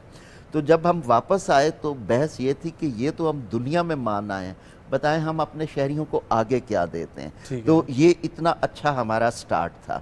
लेकिन कमिंग टू 1973 कॉन्स्टिट्यूशन जब बन रहा था तो एक बार फिर सबसे पहले बुनियाद तय की गई। इस वक्त जो हमारे कवानीन हैं, या कवानीन तो फ्लो करते हैं ना, आइन तो एक छतरी है, उसकी छाँव के नीचे इदारे बनते हैं, कवानीन बनते हैं। बिल्कुल। इसमें जो सबसे पहली बात हुई, आर्टिकल 8 कहता है कि भले कोई कस्टम, कोई रिवाज, कोई रिवायत जो बुनियादी हकूक़ से मुनाफी होगी वो पाकिस्तान में नहीं ठहर सकेगी। हम देखते हैं ना कि कभी जिरगे होते हैं तो कहते हैं जी वो कानून तो ठीक है लेकिन हमारा रस्म ये है, वो तो लिखा हुआ है पर हम क्या करें, हमारा तो कल्चर ऐसा है। नहीं, आइन कहता है नो कल्चर नहीं, कानून के मुताबिक और सबके लिए, सबके लिए। ठीक है। दूसरा, अगर हम इन 20 जो कि इनफैक्ट 24 हैं 1973 के बाद, इनमें 4 हकूक़ का इजाफा 18वीं तरमीम ने किया। ठीक है। तालीम का हक, आज़ादी इतलात का हक, फेयर ट्रायल का हक, मसावियाना सलूक, ये सब चीज़ें 18वीं तरमीम 2010 में आई। जो हमारे बाकी हैं, वक्त की किल्लत के बायस मैंने उनको कैटेगराइज किया है। जी प्लीज़। 5 हमारे ऐसे हकूक़ हैं जो प्रोटेक्टिव हैं, जो हिफाजत करते हैं। उसमें आपको सिक्योरिटी ऑफ पर्सन मिलती है, safe guard as to arrest मिलता है कि भाई अगर जुर्म इंसानों से होते हैं, अगर होंगे तो कानून के सामने मुअय्यन वक्त में ड्यू प्रोसेस ऑफ लॉ होगा, फेयर ट्रायल होगा, ये नहीं होगा कि हुक्म दिया और फिर गायब कर दिया। फिर प्रिजर्वेशन ऑफ लैंग्वेज होगी, कल्चर होगा। एक है प्रोहिबिशन, जिसकी ममानियत की गई है, कोई यहाँ किसी को ग़ुलाम नहीं बना सकता, किसी से जबरी बेगार नहीं ले सकता। फिर कोई 5 सेफ गार्ड्स हैं जिसको हिफाजती हिसार कहने हैं आप, वो क्या हैं? उसमें किसी को मुअस्सर बा माजी सज़ा नहीं दी जाएगी, किसी को अपने खिलाफ गवाही पे मजबूर नहीं किया जाएगा, किसी की हुर्मत पामाल नहीं की जाएगी, फिर किसी को डबल पनिशमेंट एक ही क्राइम पे नहीं मिलेगी, फिर किसी को ऐसा टैक्स नहीं लगाया जाएगा जो उसके मजहबी अकायद के बरक्स किसी पे इस्तेमाल हो। 6 के करीब हमारी एनेबलिंग एंटाइटलमेंट्स हैं, जो हमारे हक हैं कि ये हमारी एंटाइटलमेंट है, लाइक फ्रीडम ऑफ मूवमेंट। माजी में आपने सुना ना, पार्क्स के अंदर लिखा होता था natives and dogs are not allowed. Freedom of movement है, मैं जहाँ जाना चाहूँ अपने जोग्राफिए में जा सकता हूँ। बैनुल अक़वामी ऑफ कोर्स उसकी ट्रैवलिंग के असूल और फ्रीडम ऑफ असेंबली होगा कि मैं पुरअमन इज्तिमा कर सकता हूँ। फ्रीडम ऑफ एसोसिएशन होगा, मैं सियासी जमात बना सकता हूँ, तंजीम बना सकता हूँ, यूनियन बना सकता हूँ। फ्रीडम ऑफ स्पीच होगा, हम बात कर सकेंगे। ठीक है। फिर आज़ादी इतलात होगी कि मेरी हुकूमत मेरे पैसों से मेरे लिए क्या कर रही है। फिर उसमें राइट टू एजुकेशन कि लाजमी और मुफ्त तालीम हर बच्चे को मिलेगी, हम कर पा रहे हैं या नहीं, वो आगे आते हैं। 4 मेरी इकोनॉमिक इंटाइटलमेंट्स हैं, आपने जिस तरह property, Yes, please. Business, profession की, कोई मेरी प्रॉपर्टी पे हमला नहीं कर सकता, छीन नहीं सकता, मैं जो काम करना चाहता हूँ कर सकता हूँ। और मुलाजमत में डिस्क्रिमिनेशन नहीं होगी। एक रिलीजियस फ्रीडम है हर शहरी को Yes, अपना definitely. मजहब हाँ। वो करने का। और आखिर में 2 अफर्मेटिव डिक्लेरेशन जी, है, please. इजहार है, 2 बयानिया है कि तमाम शहरी बराबर होंगे कानून की नज़र में और किसी को डिस्क्रिमिनेट नहीं किया जाएगा पब्लिक एक्सेस, पब्लिक अपॉर्चुनिटीज़ में। ये जनाब हमारे Fundamental कुल rights 24 राइट्स हैं। मैंने मुख्तसर वक्त में समझाने की नहीं, कोशिश बहुत की। अच्छे तरीके से आपने समझाया, बहुत अच्छे तरीके से समझाया। और हमारा एक दफ़ा सुन के मैं भी सलमा को देख के जो है वो हैरान हो रहा था कि क्या क्या लिखा हुआ है। और मैंने अपने के अंदर। राइट्स सारे Yes. नोट डाउन किए जो कि हमें भी नहीं पता। हाँ, राइट्स की एक फिजा होती है। True. जरूरी नहीं है कि आप सुबह देखेंगे इसी तरह के और जाके लड़ाई शुरू कर आज देंगे। मैंने कौन कौन सा हाँ। राइट लेना है और जाके लड़ाई इससे शुरू ना कर जब आप राइट का एक समाज बनाते हैं हाँ। तो एक सेहतमंद मुआशरा बनता है Definitely. जिसमें लोगों को एतमाद होता है कि अगर मेरे साथ कोई ज़्यादती होगी तो मेरे कानून का दरवाज़ा होगा, अगर मैं बेरोज़गारी का शिकार हूँ तो मेरे लिए यकसा मौक़े के इम्कानात पैदा करना मेरी हुकूमत की ज़िम्मेदारी है, हुकूमती इदारों की ज़िम्मेदारी है। अगर वो नहीं कर पा रहे तो एनेबलिंग बिजनेस एनवायरनमेंट क्रिएट करेंगे ताकि सर एक चीज़ जो अभी आपने डिस्कस किया जो हमारे बेसिक राइट्स हैं इस इनिशियल पार्ट में, इसमें क्या सेहत से मुतालिक सहूलियात का जिक्र नहीं है कि वो एक शहरी कैसे हासिल करेगा, किसकी जिम्मेदारी होगी? देखें, टू बी ऑनेस्ट ये फंडामेंटल राइट के तौर पे नहीं आया। लेकिन जब हम लाइफ और लिबर्टी की बात करते हैं तो सुप्रीम कोर्ट का एक केस है बड़ा मशहूर, शहला रज़ा केस, जिसमें इस्लामाबाद में ही एक जगह पे बिजली घर का या उसके वो था, उस पे सुप्रीम कोर्ट ने वर्डिक्ट दिया कि भाई ज़िंदा रहने के लिए एक सेहतमंद माहौल का होना ज़रूरी है। तो अब ज़िंदगी के हक़ को आप जितना राइट्स के बारे में जो आइन और कानून के माहिर हैं वो कहते हैं कि ये ब्लैक लेटर लॉ सिर्फ नहीं है, इसकी एक इनविजिबल ज़ाहिर ना होने वाली स्याही भी है कि उसका मकसद क्या है। अगर मेरी ज़िंदगी के तहफ़्फ़ुज़ की बात की गई है तो सेहत उसमें आता है। हाँ। लेकिन बदकिस्मती से हमारा पब्लिक सेक्टर का हेल्थ निज़ाम खासा डामाडोल है। मैं पिछले दिनों एक पढ़ रहा था सर्वे कि जिसको हम हेल्थ एक्सपेंडिचर कहते हैं कि अगर 1 रुपया पाकिस्तान का एक शहरी की सेहत पे खर्च होता है तो उसमें 68 पैसाज, आल्दो आजकल पैसा का तस्वुर हमारे शहरियों को नहीं आएगा क्योंकि हमने बनाने भी छोड़ दिए हैं, तो उसमें से 68 पैसाज आउट ऑफ पॉकेट एक्सपेंडिचर है। कोई कंगन बेच के, कोई बाली बेच के, कोई उधार लेके वो इलाज करवाता है। तो हमें मसला ये है कि मंजिल का तयन कर दिया आइन ने और इस मंजिल को मजीद निखारा जा सकता है। रास्ते बनाना, इदारे बनाना, वसाइल बनाना आगे का। सर मैं चाहूँगा आप इसके ऊपर बात करें, हमारा इस टॉपिक को डिस्कस करने का। आज तो हम लोग ज़रा जनरल ओपन कर रहे हैं, फिर आगे चल के हम लोग स्पेसिफिक हो जाएंगे इसके ऊपर। एक हमारा और इसका मकसद है और वो ये है कि हम लोग ये बावर करवा सकें कि स्कूल, कॉलेजेस और यूनिवर्सिटीज़ में करिकुलम में इसको ऐड होने की कितनी ज़रूरत है? बहुत ज़रूरत है। और देखें, करिकुलम में अभी हमें एक्नॉलेज करना चाहिए, नेशनल असेंबली ऑफ पाकिस्तान ने भी गोल्डन जुबली ऑफ कॉन्स्टिट्यूशन मनाने का ऐलान किया। तो उसकी जो एडवाइजरी कमेटी है जिसमें मुअज़्ज़ज़ अरकान पार्लियामेंट हैं, 2 माहिरीन भी हैं, मुझे भी उस कमेटी में शामिल होने का मौका मिला है। तो वहाँ पे एक सब कमेटी बनाई गई है जो करिकुलम को डिज़ाइन करने के लिए माहिरीन के साथ बात कर रही है। मतलब अगर छोटे बच्चे को मैं पढ़ाऊँ, आर्टिकल 6 ये कहता है, 7 ये कहता है, 8 ये कहता है, तो वो बेचारा तो इसे पहाड़ा समझेगा। तो नहीं पढ़ाना। उसको स्टोरीज की फॉर्म में कि रूल बेस्ड सोसाइटी क्या होती है, जस्टिस बेस्ड सोसाइटी क्या होती है, وہ کہانیوں کی صورت میں, نظموں کی صورت میں. رولز آف گیم ضروری کیوں ہوتے ہیں؟ اسی طرح ہمارا جو اوپر کا کریکولم ہے, اب مثلا 9ویں 10ویں 11ویں 12ویں, اس میں آئین کا چیپٹر شامل کیا جا رہا ہے جو ماضی میں نہیں تھا. مزید بہتر ہوتا چلا جائے گا کیونکہ اداروں میں پڑھایا نہیں گیا, تو ان کی ٹیچرز ٹریننگ کی بھی بہت ضرورت ہوگی. پھر اس کو کو کریکولر ایکٹیویٹیز کی صورت میں اس سال پورے ملک میں سر تھیمز اس کے اوپر بننے چاہیے, تھیٹر پلیز ہونے چاہیے. ایگزیکٹلی, میں بتاتے ہوئے خوشی ہوگی آپ کے دیکھنے والوں کے لیے کہ پہلی بار اسمبلی نے جب اس کی لیڈ لی تو اسکولوں کالجوں میں اس پہ تقریری مقابلے ہوئے ہیں, کوئز ہوئے ہیں, تو ایک کلچر بنے گا. اور پرائم منسٹر آف پاکستان نے بھی ایک کریکولم میں کانسٹیٹیوشن کو ایمبیڈ کرنے کے لیے کہا ہے. پرفیکٹ, تھینک یو سو مچ سر آپ کے وقت کے لیے. آپ نے بہت ہی کم وقت میں بہت اچھے طریقے سے ہمیں ایکسپلین کیا. بیسیکلی ہمیں ایک آپ نے بیس بنا دی ہے, اب اس کے اوپر آگے ہم لوگوں نے چلانا ہے, اور ہم آگے بھی آپ کو ڈسٹرب کرتے رہیں گے اس حوالے سے. Thank you so much sir for coming, بہت شکریہ. نیوز بریک کی طرف ہم لوگوں نے بڑھنا ہے, واپس آئیں گے اور پھر رمضان المبارک کے حوالے سے ہم لوگ اپنے ٹاپک ڈسکس کریں گے. ہمارے ساتھ رہیں.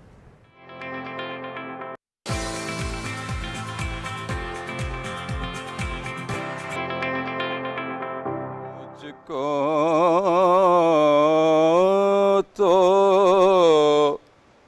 اپنی جان سے بھی پیارا ہے ان کا نام. مجھ کو تو اپنی جان سے بھی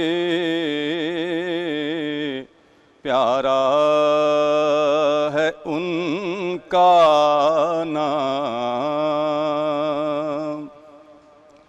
شب ہے اگر حیات,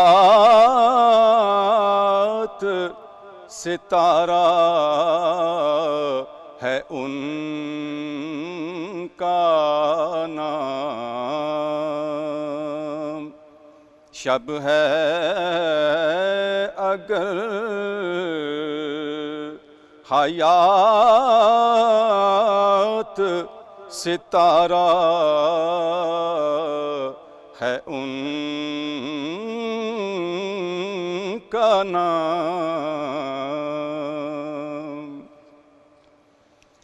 تنہائی کس طرح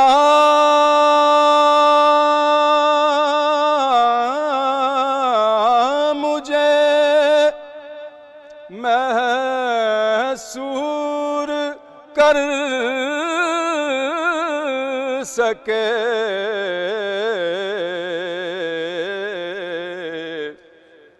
تنہائی کس طرح مجھے محصور کر سکے.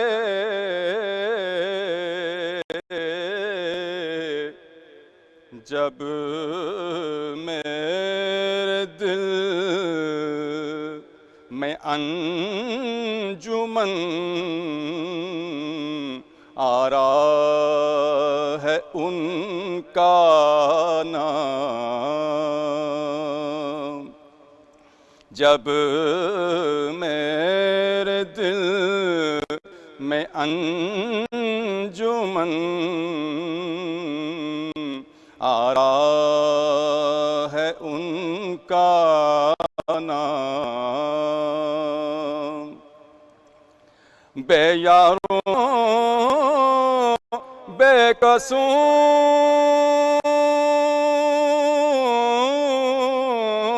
کا اثاثہ ہے ان کی یاد.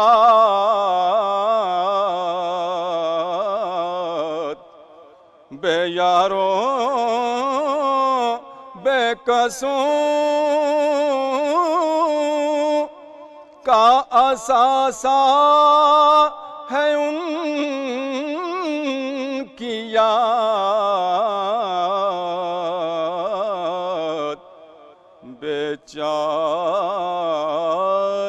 بیچارگان دہر کا چارہ ہے ان کا نام بیچارگان دہر کا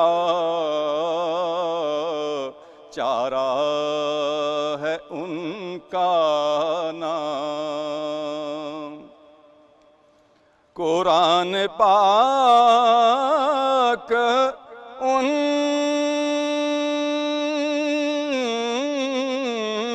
پہ اتارا گیا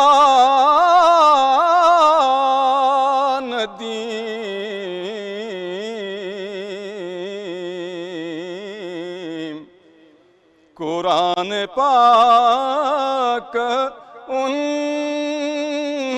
پہ اتارا گیا ندیم اور میں نے اپنے دل میں اتارا ہے ان کا نام اور میں نے اپنے دل میں اتارا ہے ان کا نام شب ہے اگر حیات ستارہ ہے ان کا نام مجھ کو تو اپنی جان سے بھی پیارا ہے ان کا نام جزاک اللہ ثناء اللہ خان صاحب نعت رسول مقبول صلی اللہ علیہ وآلہ وسلم کی سعادت حاصل کر رہے تھے اور بہت خوبصورت کلام بہت مبارک گھڑیاں تھیں جب سماعتوں سے یہ کلام ٹکرایا اور ایک ماحول بن جاتا ہے ایک فضا قائم ہو جاتی ہے جب آپ کا دل کرتا ہے کہ بس آپ سنتے چلے جائیں اور آپ ایک کیفیت میں چلے جاتے ہیں رمضان المبارک میں ہم دیکھتے ہیں کہ بہت ساری ڈیفرنٹ چیزیں ہماری زندگی میں چل رہی ہوتی ہیں روزہ بیسیکلی ہے کیا نجم روزہ سورج طلوع ہونے سے لے کے سورج غروب ہونے تک ہم بھوکے اور پیاسے صرف نہیں رہتے اپنی نفسانی خواہشات سے بھی خود کو باز رکھتے ہیں اور اللہ تعالیٰ نے جو حدود و قیود مقرر کر رکھے ہیں اس کے دائرے میں رہتے ہوئے ہم خاص عبادات کا اہتمام کرتے ہیں اب نماز کے بعد روزہ دوسری عبادت تھی جو فرض کی گئی مسلمانوں پر سن 2 ہجری میں اور اس مبارک مہینے کا انتخاب کرنا اتنی رحمتوں اور برکتوں کے لیے اس کا بھی ایک خاص مقصد تھا اس کا مقصد یہ تھا کہ اسی مبارک مہینے کی ایک رات رسول پاک صلی اللہ علیہ وآلہ وسلم پر قرآن پاک کا نزول ہوا جو ہمارے لیے کتاب ہدایت ہے راہ ہدایت ہے جس سے ہم سیکھتے ہیں جس کو سمجھ کے ہم اپنی زندگی گزارنے کی کوشش کرتے ہیں تو روزہ اس کے کمپوننٹس جس پہ ہم پہلے بھی 2-3 دن سے گفتگو کر رہے ہیں کہ روزے کے لیے ہم کیا کیا خاص اہتمام کریں ہمارا روزہ مقبول ہو وہ صرف بھوکا پیاسا رہنے کا نام نہ ہو ہماری عبادت کو قبول کیا جائے اس کے لیے ہم کیا اہتمام کریں یہ جاننے کی کوشش کرتے ہیں بالکل جی اور خاص طور پر جو سلمہ نے ذکر کیا کہ پچھلے 2 دن سے بھی ہماری کوشش یہ تھی کہ کردار سازی کے اوپر فوکس کیا جائے تقویٰ کیسے حاصل کیا جائے اور پھر ساتھ ہی ساتھ ہم لوگ یہ دیکھیں گے آج کے دن کہ روزے کی وجہ کے جو اخلاقی اقدار ہیں ٹھیک ہے ان کے کیا فوائد ہیں ہمارے پاس اور روزے کے فوائد سے کیسے ہم اپنا قبلہ درست کر سکتے ہیں اور کیسے ہم لوگ روزے سے استفادہ حاصل کر سکتے ہیں ایک اچھا کریکٹر جو ہے وہ بنانے کے لیے, کیسے ہم لوگ غصے کو کنٹرول کر سکتے ہیں, کیسے ہم لوگ معافی کے جذبے کو جو ہے وہ اپنے اندر لا سکتے ہیں, کیسے ہم لوگ صبر کو اپنے اندر پیدا کر سکتے ہیں, کیسے ہم لوگ جو ہے وہ دوسروں کے ساتھ اچھا برتاؤ کر سکتے ہیں, کیسے ہم پیار اور محبت اور ایک پازیٹیوٹی پھیلا سکتے ہیں. اور پھر اس کے بعد ہم لوگوں کے پاس ایک رمضان کا بہت بڑا اور بہت اچھا کانسیپٹ یہ ہے صدقہ اور زکوٰۃ کا. تو ہم ان ساری چیزوں کے اوپر بات کریں گے. ایک بریک لیتے ہیں, بریک سے واپس آئیں گے کہ کنٹینیو کریں گے ہمارے ساتھ.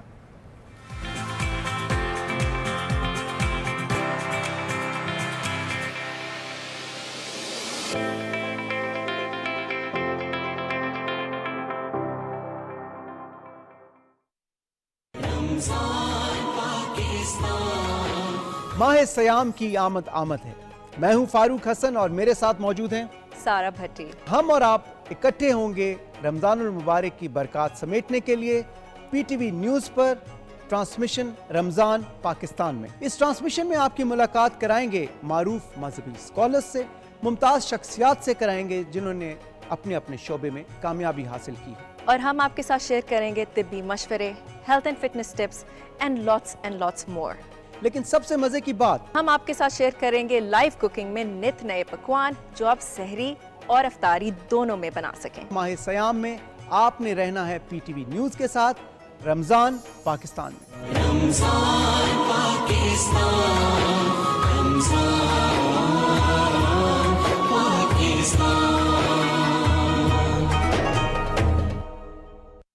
سحر کا وقت ہے اور ہر طرف نور چھایا ہے. رمضان پاکستان, رمضان پاکستان.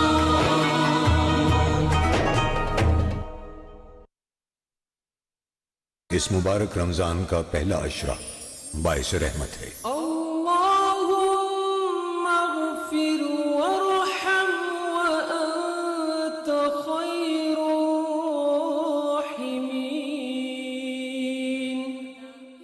اے اللہ مجھے بخش دے, مجھ پر رحم فرما, تو سب سے بہتر رحم فرمانے والا ہے. جدھر وہ عالی مقام ہو. وزیر اعظم میاں محمد شہباز شریف کا تاریخی اقدام, عوام کے لیے مفت آٹے اور سستے پیٹرول کی سہولت کا اعلان. رمضان المبارک کے دوران مستحق افراد کو مفت آٹے کی فراہمی. کم آمدنی والے خاندان ماہ مبارک کے دوران 10 کلو آٹے کے 3 تھیلے مفت حاصل کر سکیں گے. اس کے علاوہ موٹر سائیکل رکشہ اور چھوٹی گاڑیوں کے مالکان کے لیے 100 روپے فی لیٹر کی رعایت نافذ العمل ہوگی.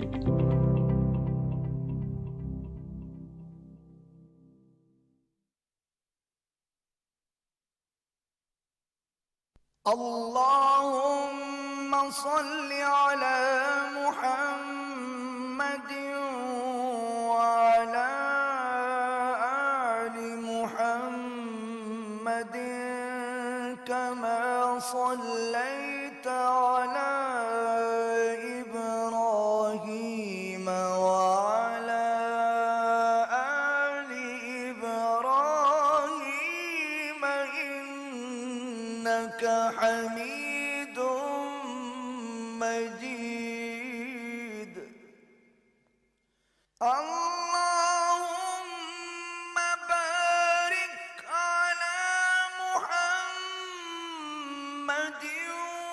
وعلى آل محمد كما باركت على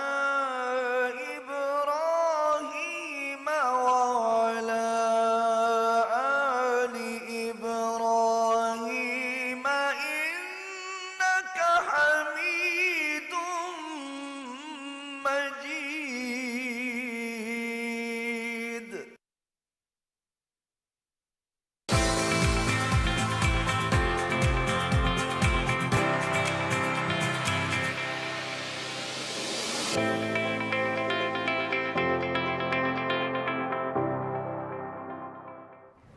एक बार फिर से सुबह पाकिस्तान में खुश आमदीद। हम लोग ये आज डिस्कस करने जा रहे हैं कि रोज़ा कैसे इंसान की तरबियत का बायस बनता है। हमें ज्वाइन कर रहे हैं इसी पर बात करने के लिए प्रोफेसर डॉक्टर इकरामुल हक अल अज़हरी साहब और उनके साथ बैठे हुए हैं सीनियर मजहबी स्कॉलर जनाब डॉक्टर ताहिर सिद्दीक साहब।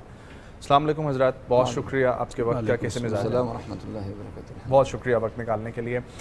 हज़रत आपसे आगाज़ करूँगा, ये फरमाइएगा कि रोज़ा हदीस पाका के मफ़हूम में भी हमें देखने को मिलता है कि रोज़ा ढाल है, ठीक है, और फिर ढाल भी इस किस्म की कि हराम काम से बचना है। हम लोगों ने अपना पूरे दिन को सिर्फ़ और सिर्फ भूख प्यास से नहीं बचाना, बल्कि उसके साथ साथ जो इसका मेन मकसद है, जो सूरह बकरा की भी आयत है, या अय्युहल्लज़ीना आमनू कुतिबा अलैकुमुस्सियामु कमा कुतिबा अलल्लज़ीना मिन क़ब्लिकुम लअल्लकुम तत्तक़ून, तक़वा इख्तियार करना। तो मैं चाहूँगा यहीं से आप गुफ्तगू का आगाज़ करें। बिस्मिल्लाहिर्रहमानिर्रहीम। सबसे पहले तो आपका और आपके इदारे का बहुत शुक्रिया कि मुझे रमज़ान मुबारक की इस बाबरकत घड़ियों में हमारे इस कौम के साथ, तमाम मुसलमानों के साथ मुतारिफ़ कराने के लिए यहाँ पर इस मुकाम पर बुला लिया। तो अल्लाह कुछ खैर दें और अल्लाह ताला मुझे तौफ़ीक़ दे दे और मेरे साथी को भी कि हम इस मौके पर अच्छी गुफ्तगू कर सकें और फिर अमल की भी तौफ़ीक़ नसीब फरमा दें। रोज़े के लिए लफ्ज़ सियाम आता है अरबी के अंदर, और आपने जैसे आयत के लिए ज़िक्र कर दिया कि कुरान करीम में कहा गया है और अल्लाह ताला ने फरमाया या अय्युहल्लज़ीना आमनू कुतिबा अलैकुमुस्सियामु कमा कुतिबा अलल्लज़ीना मिन क़ब्लिकुम लअल्लकुम तत्तक़ून। सबसे पहली बात तो ये है कि रमज़ानुल मुबारक या रोज़े का जो तसव्वुर है ये सिर्फ मुसलमानों के यहाँ नहीं है, बल्कि ये पूरी इंसानियत के यहाँ है, और किसी न किसी शक्ल में ये रोज़ा हमेशा के लिए शुरू से आता रहा है। खुसूसी तौर पर जो आसमानी मज़ाहिब है, यहूदियत या ईसाइयत, इनमें भी रोज़ा इसी तरीके से है और था, और फिर मुसलमानों के लिए ये महीना ख़ास कर दिया गया। ये रोज़ा क्यों ख़ास कर दिया गया? अल्लाह ताला क्या इक़्तिसादी तौर पर इस एक महीने में कोई कमज़ोर हो जाते हैं कि रिज़्क़ का मसला आता है? ये बात नहीं है, बल्कि अल्लाह तबारक व तआला इबादत की फ़र्ज़ियत का जो सिलसिला है वो इंसान को उसकी इंसानियत सिखाने के लिए होता है। जो असल इंसान है वो इंसान बनाने के लिए है, और वो इस आयत करीमा का जो आखिरी लफ्ज़ है लअल्लकुम तत्तक़ून, इससे बिल्कुल वाज़ेह और जली मानी इसके ज़ाहिर होते हैं कि वो तक़वा इससे हासिल हो जाए, बाकी इसके अलावा और कुछ नहीं है। रमज़ानुल मुबारक इंसान के अंदर जो दोनों फितरतें हैं और खसलतें हैं, खैर की बात भी है और शर की बात दोनों मौजूद हैं, और अल्लाह ताला ने दोनों तरफ, अल्लाह ताला ने वो उसके लिए ये खैर और शर दोनों सामने कर दिए। फिर यह है कि इंसान किसको इख्तियार करता है, लेकिन इंसान को अच्छे तरफ बुलाने के लिए अल्लाह तबारक ताला ने यह इबादत का जो सिलसिला है ये फरमा दिया है। तो रमज़ानुल मुबारक का भी जो कि इस्लाम का अहम रुकन है, उस हदीस के मुताबिक जो अब्दुल्लाह इब्न उमर ने रिवायत की है कि बुनियल इस्लाम अला खमसिन शहादतु अल्ला इलाहा इल्लल्लाह व अन्न मुहम्मदर रसूलुल्लाह व इक़ामिस सलाह व इताइज़ ज़कात व सौम रमज़ान व हज्जुल बैत। तो इसमें अरकान इस्लाम ज़िक्र हुए, और रोज़े का इस हदीस के मुताबिक बाज़ अहादीस में तीसरे नंबर पर है, बाज़ अहादीस में चौथे नंबर पर है। तो वो रोज़ा है। इसके बाकी जो गर्ज़ व गायत है रसूलुल्लाह सल्लल्लाहु अलैहि वसल्लम ने अपनी अमली ज़िंदगी के अंदर फितरी तौर पर बना दिया है। जैसे अस्सौमु जुन्नतुन, तो वो किरदार के जो मनफी किरदार है, सल्बियात है, उन सल्बियात से इंसान इजाबियात की तरफ आए और तक़वा की तरफ आए, रोज़े का उसके अंदर एक अहम किरदार है। इसीलिए रसूलुल्लाह सल्लल्लाहु अलैहि वसल्लम ने फरमाया, और हज़रत अबू हुरैरा रज़ियल्लाहु ताला अन्हु व अर्दाहु की रिवायत है कि अस्सौमु जुन्नतुन, रोज़ा ढाल है। फ़इज़ा कान सौमु अहदिकुम, जब किसी का रोज़ा हो तो फ़ला यसख़ब वला यरफ़ुस, वो बेहुदा बात न करे, शोर शराबा न करे। फ़इनसाबहु अहदुन औ क़ातलहु, अगर कोई उसके साथ कोई गालम गलौज पे होता रहे, लड़ाई झगड़े पे आता रहे, तो वो सीधा उसको कह दे कि भाई मैं रोज़े से हूँ, इन्नी साइमुन औ इन्नी इम्रुउन साइमुन, मैं रोज़े से हूँ। तो ये रसूलुल्लाह सल्लल्लाहु अलैहि वसल्लम ने इस हदीस के अंदर इसके सारे मकसद और इंसान की जो तरबियत है बातिनी तौर पर, दाखिली तौर पर, वो रसूलुल्लाह सल्लल्लाहु अलैहि वसल्लम ने वाज़ेह बयान फरमा दिया कि ये चीज़ ज़ाहिर होनी चाहिए। फिर यही रोज़ा मुबारक है कि अगर इससे ये तरबियत हासिल न हो जाए तो रसूलुल्लाह सल्लल्लाहु अलैहि वसल्लम ने यही फरमाया कि रुब्ब साइमिन लैसा मिन सियामिही इल्ला दमा, बहुत सारे रोज़ादार ऐसे हैं कि बस उनका रोज़ा भूख प्यास है और कुछ भी नहीं है, इसलिए कि रोज़े के जो मकासद है उसकी तरफ वो आता नहीं। जैसे कि वो रोज़ा रख लेता है लेकिन सिर्फ वो खाने पीने اور نفس کے خواہشات سے رکنے کے لیے کر دیتا ہے. لیکن جو بعض باقی اعضاء ہیں وہ اسی طریقے سے اس کی آنکھیں، اس کی زبان، اس کے کان، اس کے ہاتھ وہ ویسے ہی کھلے رہے ہیں جیسے کہ رمضان المبارک سے پہلے ہیں. تو یہ ایک پابندی کا مہینہ ہے اور ٹریننگ کا مہینہ ہے کہ اس کے اندر ایک انسان ایک ٹریننگ کر لے اور وہ ٹریننگ اس انسان کے لیے پورے 11 جو باقی مہینے ہیں اس کے اندر وہ کارگر ہو. تو رب صائم کے بہت سارے روزہ دار ایسے ہیں کہ ان کے روزے سے صرف اس کو پیاس اور بھوک ہے. اور رب قائم لیس من قیامہ الا السحر، بہت سارے لوگ ساری رات کھڑے رہتے ہیں، جگراتا کرتے ہیں، لیکن ان کے رات کے جاگنے کا کیا فائدہ ہے سوائے اس کے کہ وہ اپنے آپ کو تکلیف دیتا ہے اور وہ رات وہ جاگ لیتا ہے.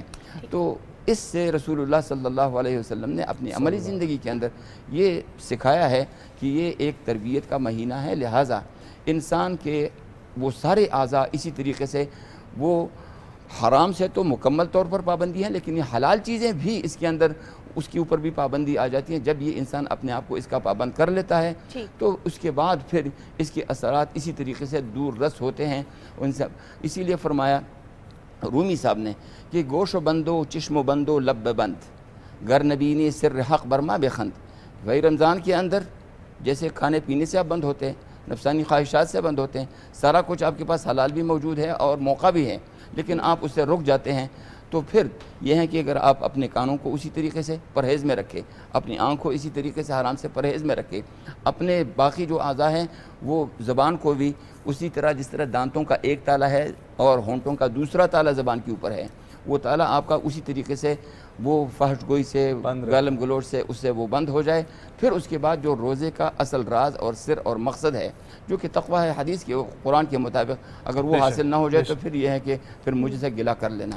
یہ رسول اللہ صلی اللہ علیہ وسلم نے روزے سے متعلق جو خاص احکامات ہیں آپ نے بڑے خوبصورت طریقے سے ان پہ روشنی ڈالی. ڈاکٹر طاہر صاحب، روزہ ہماری شخصیت کی تعمیر کے لیے تو اہم ہے، ہمارا روزہ معاشرے کے لیے یا معاشرے کے دوسرے لوگوں کے لیے خیر کا باعث کیسے بن سکتا ہے؟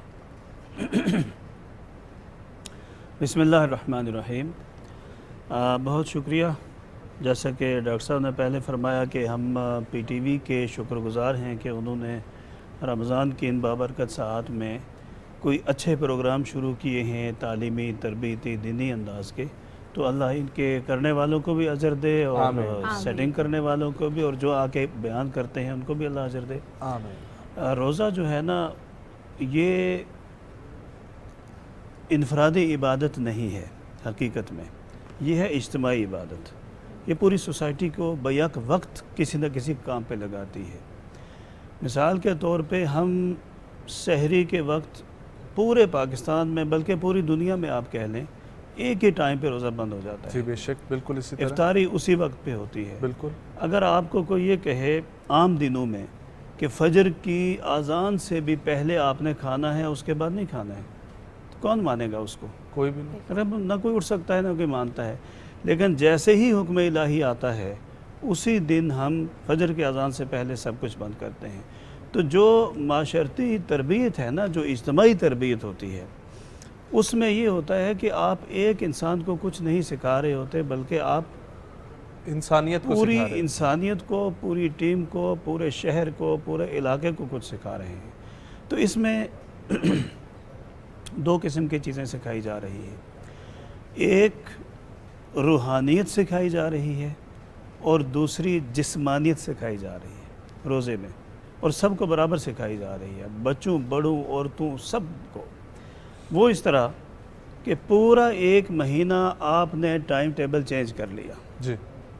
پورا ایک مہینہ جب آپ کا ٹائم ٹیبل چینج ہوتا ہے تو آپ کے گھر میں جو بچے ہوتے ہیں جو ابھی 5 سال 7 سال یا 10 سال کے ہوتے ہیں، وہ کیا سیکھ رہے ہوتے ہیں؟ انہیں کہنا کچھ نہیں پڑتا، وہ پریکٹیکل سیکھ رہے ہوتے ہیں کہ ہمارے ماں باپ یا ہمارے بڑے اس وقت اٹھ کے کیا کر رہے ہیں. اور جو پریکٹیکل ٹریننگ ہوتی ہے نا، اصل وہ ہوتی ہے. اگر آپ کتابوں کو رٹا لگواتے رہیں تو کچھ نہیں ہوتا. اگر آپ کو پریکٹیکل کسی کو کروا دیں تو وہ ساری زندگی اسے یاد رہتا ہے. تو اللہ تبارک و تعالیٰ نے ایک مہینے میں یہ پریکٹیکل اور یہ ٹریننگ کروائی ہے کہ اس ایک مہینے میں آپ نے اپنے پیٹ کو ان جائز چیزوں سے بچانا ہے جو عام دنوں میں میری طرف سے آپ کو اجازت ہے. ٹھیک ہے. جائز چیزوں سے. یہ ہو گیا ایک روزہ. ٹھیک ہے. اور یہ ایک تربیت ہو رہی ہے کہ پیٹ کو اگر ہم 1 مہینے کے لیے جائز چیزوں سے بچا رہے ہیں تو باقی 11 مہینے کم از کم ناجائز چیزوں سے تو بچائیں نا. بالکل. اور اگر یہ ٹریننگ کامیاب نہ ہو تو پھر جیسے ہی چاند نظر آتا ہے تو سب کچھ الٹا ہو جاتا ہے. ایک دوسرا یہ کہ یہ روح کا بھی روزہ ہے، جسم کا بھی ہے، روح کا بھی ہے، یعنی دل کا روزہ ہے. وہ اس طرح ہے کہ نبی اکرم صلی اللہ علیہ وسلم نے حدیث قدسی میں فرمایا ہے کہ اللہ تعالیٰ فرماتا ہے کہ بنی آدم کے سارے کام کا اجر ملے گا، لیکن روزہ میرے لیے ہے، میں ہی اس کا اجر دوں گا. یعنی روزے کو اللہ نے اپنی طرف منسوب کر لیا کہ میں خود اس کا اجر دوں گا. اس کی وجہ کیا ہے؟ وجہ یہ ہے کہ روزہ انسان کے اندر دل کی کیفیت کو چینج کرتا ہے. مثال کے طور پہ کیسے حضرت؟ آپ روزے سے ہیں یا نہیں ہیں مجھے تو پتہ نہیں ہے. جی بالکل. میں روزے سے ہوں یا آپ کو پتہ نہیں. بالکل. ہم گاڑی میں اکیلے ہیں، صحرا میں ہیں، کمرے میں ہیں، واش روم میں ہیں، کسی بھی جگہ اکیلے کچھ کھا لیں اور باہر آ جائے، ہمارے چہرے سے کون پہچانے گا کہ یہ روزے سے ہے؟ اس کا مطلب یہ ہے کہ روزہ واحد عبادت ہے جس کا اللہ اور بندے کو خبر ہے، تیسرے کسی کو خبر. بالکل بالکل. اور یہ ہے قلب کی ایک دل کی طاقت، یہ روحانی طاقت ہے.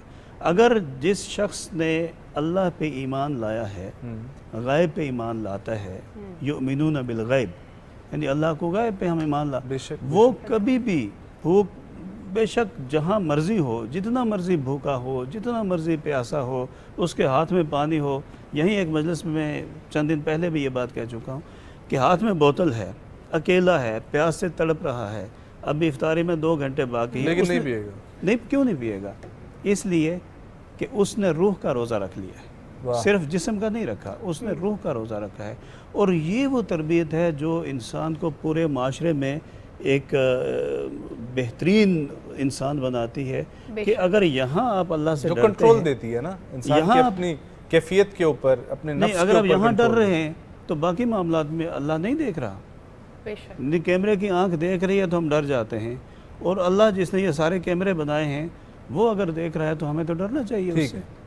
ڈاکٹر صاحب بالکل بڑے خوبصورت طریقے سے آپ نے بات کی. کل بھی اسی موقع پہ آ کے، اسی پوائنٹ پہ آ کے یہاں سے ایک سوال جنم لیتا ہے کہ جب ہم اللہ کے ڈر سے کچھ بھوک پیاس میں اپنی وہ ایک اس کی شدت کو بھی جھیلتے ہوئے کوئی پانی کی طرف نہیں جاتے، کچھ کھانے کی طرف نہیں جاتے، تو پھر حضرت یہ فرمائیے گا کہ اللہ کے ڈر سے ہم لوگ غصہ کیوں نہیں چھوڑتے اس پورے روزے میں؟ گالم گلوچ، آنکھوں کا روزہ، کان کا روزہ، زبان کا روزہ جو کہا جاتا ہے، ہم اس پر پھر عمل کیوں نہیں کرتے جب ہم صرف بھوک پیاس پہ عمل کر لیتے ہیں اللہ کا ڈر رکھتے ہوئے؟ یہ اللہ کو جزائے خیر دے، یہ سوال ہے بھی مشکل اور اس کے اوپر اس طریقے سے آنا ہے بھی مشکل، بہت بڑا مسئلہ ہے. میں اسی سوال کو تھوڑا سے ایک اور انداز میں پیش کر لیتا ہوں کہ رسول اللہ صلی اللہ علیہ وسلم کی حدیث مبارک اس طرح ہے کہ جب رمضان المبارک کا چاند چڑھتا ہے تو اس کے بعد صفدت الشیاطین، شیطان، اور دوسری حدیث میں کہ مردت الشیاطین، کہ وہ جھکڑ جاتے ہیں، جو باغی بڑے بڑے ہے وہ بند کر دیے جاتے ہیں. تو پھر انسان اپنے نفس کے ساتھ، اس کے اندر ایک انسان کے ساتھ برائی کے اوپر ابھارنے کے لیے 2 چیزیں ہیں، ایک ایکسٹرنل ہے، ایک انٹرنل ہے، ایک بیرونی ہے، ایک اندرونی ہے. بیرونی طاقت جو ہے وہ شیطان اور ابلیس کا ہے، اور اندرونی طاقت وہ انسان کے 3 جو نفس کے اقسام ہیں ان میں سے اس کے نفس امارہ اور باغی نفس کا ہے. تو شیطان جب بند کر دیا جاتا ہے یا مردۃ الشیاطین جب بند کر دیے جاتے ہیں تو اب یہ انسان اکیلا روحانی طور پر، جس طرح ڈاکٹر صاحب نے فرمایا، تو وہ ایک ہی دشمن کے ساتھ جو نفس امارہ ہے اس کا مقابلہ ہوتا ہے. اب یہ مقابلہ اس کے لیے اس وقت ہے بھی آسان اگر وہ چاہے کہ وہ اس طرف وہ آئے، لیکن یہ ہم دیکھتے ہیں کہ رمضان المبارک کے اندر لوگ برائی سے منع کیوں نہیں ہوتے جبکہ شیطان بند ہے. مسئلہ بنیادی طور پر یہ ہے کہ 11 مہینے شیطان اور نفس امارہ اس انسان کے اوپر اتنا کام کر چکا ہوتا ہے، بہت سارے لوگوں کے اوپر، اکثریت کے اوپر، اور میں اقلیت کی بات نہیں کروں گا جو اللہ تعالیٰ کے بندے ہیں، الا عباد اللہ الصالحین، کہ وہ بالکل نفس کے یا شیطان کے رہ جاتے ہیں. اور نفس اور شیطان کے رہ جاتے ہیں تو پھر یہ 11 مہینے ان کو اتنی برائی کے اوپر اس کو طاقت دی ہوتی ہے کہ جب یہ مہینہ آ جاتا ہے پھر یہ کوشش بھی کرتا ہے لیکن وہ پیچھے سے دھکا اتنا ہوتا ہے کہ پھر آپ کو ضرورت نہیں پڑ رہی ہوتی اس کے مزید دھکے. وہی پچھلے اثرات وہ اس رمضان المبارک کے اندر بھی اس برائی کے اسی طریقے سے وہ ظاہر ہوتے ہیں. یہ انسان کوشش کرتا ہے کہ اپنے اس راستے کو وہ تبدیل کرنے کی کوشش کریں. اب وہ 30-29 دن میں جب وہ تبدیلی کے اوپر تقریباً آ جاتا ہے تو اس میں یہ ہے کہ ایک دم اگلا چاند پھر چڑھ جاتا ہے شیطان اور پھر وہ کھل جاتا ہے اور پھر 11 مہینے کے لیے آپ وہی روش اختیار کر جاتے ہیں. پروفیسر صاحب ایک چیز اگر میں یہاں پہ ایڈ کر لوں میں چاہوں گی آپ اس کو بھی ایڈریس کرتے کہ یہ 30 دن تو ہمارے لیے مخصوص ہوتے ہیں کہ ہم نے روزے ضرور رکھنے ہیں لیکن کوئی عذر ہو تو روزہ چھوڑا جا سکتا ہے اور اس کا پھر یہ ہوتا ہے کہ آپ نے غریبوں کو کھانا کھلانا ہے یا ضرورت مندوں کو یا اس کے لیے طریقہ موجود ہے. کچھ افراد بزرگ ہر گھر میں ہوتے ہیں اور لیٹ سپوز کہ اگر کسی بزرگ کو کوئی بیماری نہیں ہے لیکن ظاہر ہے ایج فیکٹر کی وجہ سے بھوک پیاس برداشت کرنا بھی مشکل ہے تو کیا ہم یہ کہہ سکتے ہیں کہ بزرگ ہونا یا زیادہ ایج ہونا ایک عذر موجود ہے اس بنا پہ اگر وہ روزہ نہ رکھیں تو یہ عمل درست ہے؟ وہ تو قرآن کی صریح اور واضح آیت ہے. جہاں فرضیت کی آیت آئی ہے اس سے اگلی جو آیت ہے اسی آیت کے اندر اللہ تبارک و تعالیٰ نے یہی فرمایا ہے کہ جو لوگ روز اس زمانے کے اعتبار سے ہیں اور وہ آیت اس وقت بھی وہ اپلیکیبل ہے اس کے اوپر عمل کیا جا سکتا ہے کہ جو لوگ روزے کی طاقت رکھتے ہیں اور وہ روزہ نہ رکھے تو اس کا فدیہ اس زمانے میں اس لیے کہ فقراء اور مساکین اس وقت ان کی زیادہ ضرورت تھی. جب وہ فقر اسلام سے اٹھ گیا تو پھر یہ حکم ان لوگوں کے لیے کہ جن کی طاقت ہے روزے رکھنے کی بھی اور فدیہ دینے کی بھی تو وہ فدیہ کی جو بات ہے وہ منسوخ ہو گئی عمل کے طور پر ان لوگوں سے. لیکن اس صورت میں اب بھی وہ فدیے کا حکم موجود ہے کہ جو لوگ زندہ ہیں لیکن وہ بیمار ہیں وہ روزہ نہیں رکھ سکتے یا وہ مرض مستمرہ ایسا ہے کہ ایک ڈاکٹر اس کے لیے کہہ دے کہ ہاں جی آپ کا یہ جو مرض ہے یہ روزے سے ہو سکتا ہے کہ اس میں وہ اضافہ ہو جائے تو آپ 2 گھنٹے بعد 4 گھنٹے بعد جس طریقے سے کہتے ہیں ڈائبیٹک والوں کو کہ آپ کچھ نہ کچھ کھایا کریں تاکہ آپ کی اس لیے کہ اللہ تعالیٰ کو انسان کی جو زندگی ہے وہ بہت زیادہ قیمتی ہے اور وہ بہت زیادہ پسند ہے. اس کے بچانے کے لیے اللہ تعالیٰ نے یہ کیا. تو اس صورت میں بھی کہ جو روزہ نہیں رکھ سکتے اور وہ قضاء کے اوپر بھی اپنی زندگی میں قادر نہیں ہو سکتے تو ان کے لیے یہ حکم اب بھی موجود ہے کہ وہ روزے کا فدیہ دے دے. اور وہ فدیہ وہی ہے کہ جو ہم رمضان المبارک کے اندر عید کے دن جو ہم فطرانہ دے دیتے ہیں ایک فطرے کی مقدار میں ایسے لوگ ان کو وہ فطرہ دینا چاہیے 30 روزوں کے ساتھ ایک فطرے کا ضرب دیتے ہوئے. تو وہ مسکینوں کو کھانا وہ کفارے کی بات ہم نہیں کر رہے ہیں یہ عذر کی بات ہم کر رہے ہیں اس لیے کہ کفارے کے اندر اور چیزیں ہیں. وہ شخص ہے کفارے والا کہ جو روزے کی طاقت رکھتا ہے قصداً ارادتاً روزہ نہیں رکھتا روزہ چھوڑ دیتا ہے روزہ توڑ دیتا ہے تو وہ جرم ہے. لیکن اس صورت میں یہ جرم نہیں ہے اس لیے کہ یہ شخص ابھی وہ بیمار ہے وہ صاحب عذر ہے تو الضرورات تبیح المحظورات. اچھا حضرت کفارے کی طرف بھی پھر روشنی میں چاہوں گا ڈاکٹر صاحب وہ فرما دیتے ہیں ٹھیک ہے کہ اگر کوئی جان بوجھ کر روزہ چھوڑ دیتا ہے تو وہ کفارے کی طرف پھر کیا ہے؟ کیونکہ حضرت مجھے تو یہ لگتا ہے میں آپ کی بات یہ جو آپ کی یہ بات جس طرف نکل پڑی ہے نا وہ فقہی مسائل کی طرف چلی گئی. اصل میں روزہ مسلمان چھوڑتا ہی نہیں. پہلی بات تو یہ ہے حضور اکرم صلی اللہ علیہ وسلم نے فرمایا کہ جو شخص جان بوجھ کے روزہ چھوڑتا ہے اگر وہ ساری زندگی روزہ رکھتا رہے ہمیشہ روزہ رکھ لے تو اس ایک روزے کے برابر نہیں ہو سکتا جو اس نے جان بوجھ کے چھوڑا تھا. اب اس کے بعد یہ بحث ہی ختم ہو گئی کہ یار ایک مسلمان ہو کے وہ روزہ چھوڑے گا. ہاں چھوڑتے ہیں دنیا تو اور بھی بہت کچھ کرتی ہے شیطان جو اسی لیے ہے. اس کا اب یاد قرآن پاک کی آیت کی روشنی میں اس کا جو جان بوجھ کے چھوڑے ہوئے روزہ کا کفارہ ہے وہ سب سے پہلے یہ ہے کہ غلام کو آزاد کرے. غلام تو اب اس دور میں غلام کا وہ سسٹم اگر نہیں ہے تو پھر وہ 60 مسکینوں کو کھانا کھلائے. کھانا وہ کھلائے من اوسط ما تطعمون اہلیکم جو کھانا ہم 3 ٹائم اپنے گھر میں کھاتے ہیں बिल्कुल वही उस खाना नौइयत का खाना खिलाए। यानी अगर कोई रईस है, सेठ है, तो वो अपने हिसाब से वो खिलाएगा। अगर कोई गरीब है, वो जो सिर्फ दाल खाता है, दाल तो महंगी आजकल, पता नहीं सस्ता क्या है, वो जो कुछ भी हो वो खाए तो वो खिलाए। यानी जो घर में खाया जाता है तीनों टाइम पूरे 24 घंटे में जो खाता है ना, वो सारा खिलाए। 60 बंदों को या एक बंदे को 60 दिन। अगर इसकी भी ताकत नहीं रखता तो फिर 60 मुसलसल रोज़े रखे एक रोज़े के लिए। एक अगर आप देखें वो एक ही नहीं रखता तो 60 किधर रखेगा फिर। हाँ। इसलिए अल्लाह ने इतना बड़ा इसके ऊपर सज़ा रखी है अल्लाह कि लोग छोड़े ही ना इसको। ये फ़र्ज़ है। और ये मैं आपको एक और बात बताऊँ इस अहम फ़र्ज़ की। रोज़ा अमीर और गरीब दोनों पर है। हाँ बिल्कुल। हज और ज़कात सिर्फ अमीर पर है जी। करना, ईमान लाना तो सब पर है, लेकिन करना अमीर पर है, जो उस मेयार पे पूरा उतरे। नमाज और रोज़ा दो ऐसी चीज़ें हैं जो अमीर गरीब सब पर हैं। और इसमें अगर कोई थोड़ी सी छूट मिलती, जैसे सज़ा मैंने अभी आपके सामने ज़िक्र की कफ़ारे की, अगर इसमें थोड़ी सी भी कमी होती ना, तो हमारे ये जो बड़े बड़े घूम रहे हैं ये तो कहते यार चलो ठीक है 60 मसीनों को खिलाए जान छुड़ा दो। हुज़ूर ने फरमाया कि फिर भी नहीं हो सकता, सारी उम्र नहीं हो सकता ये।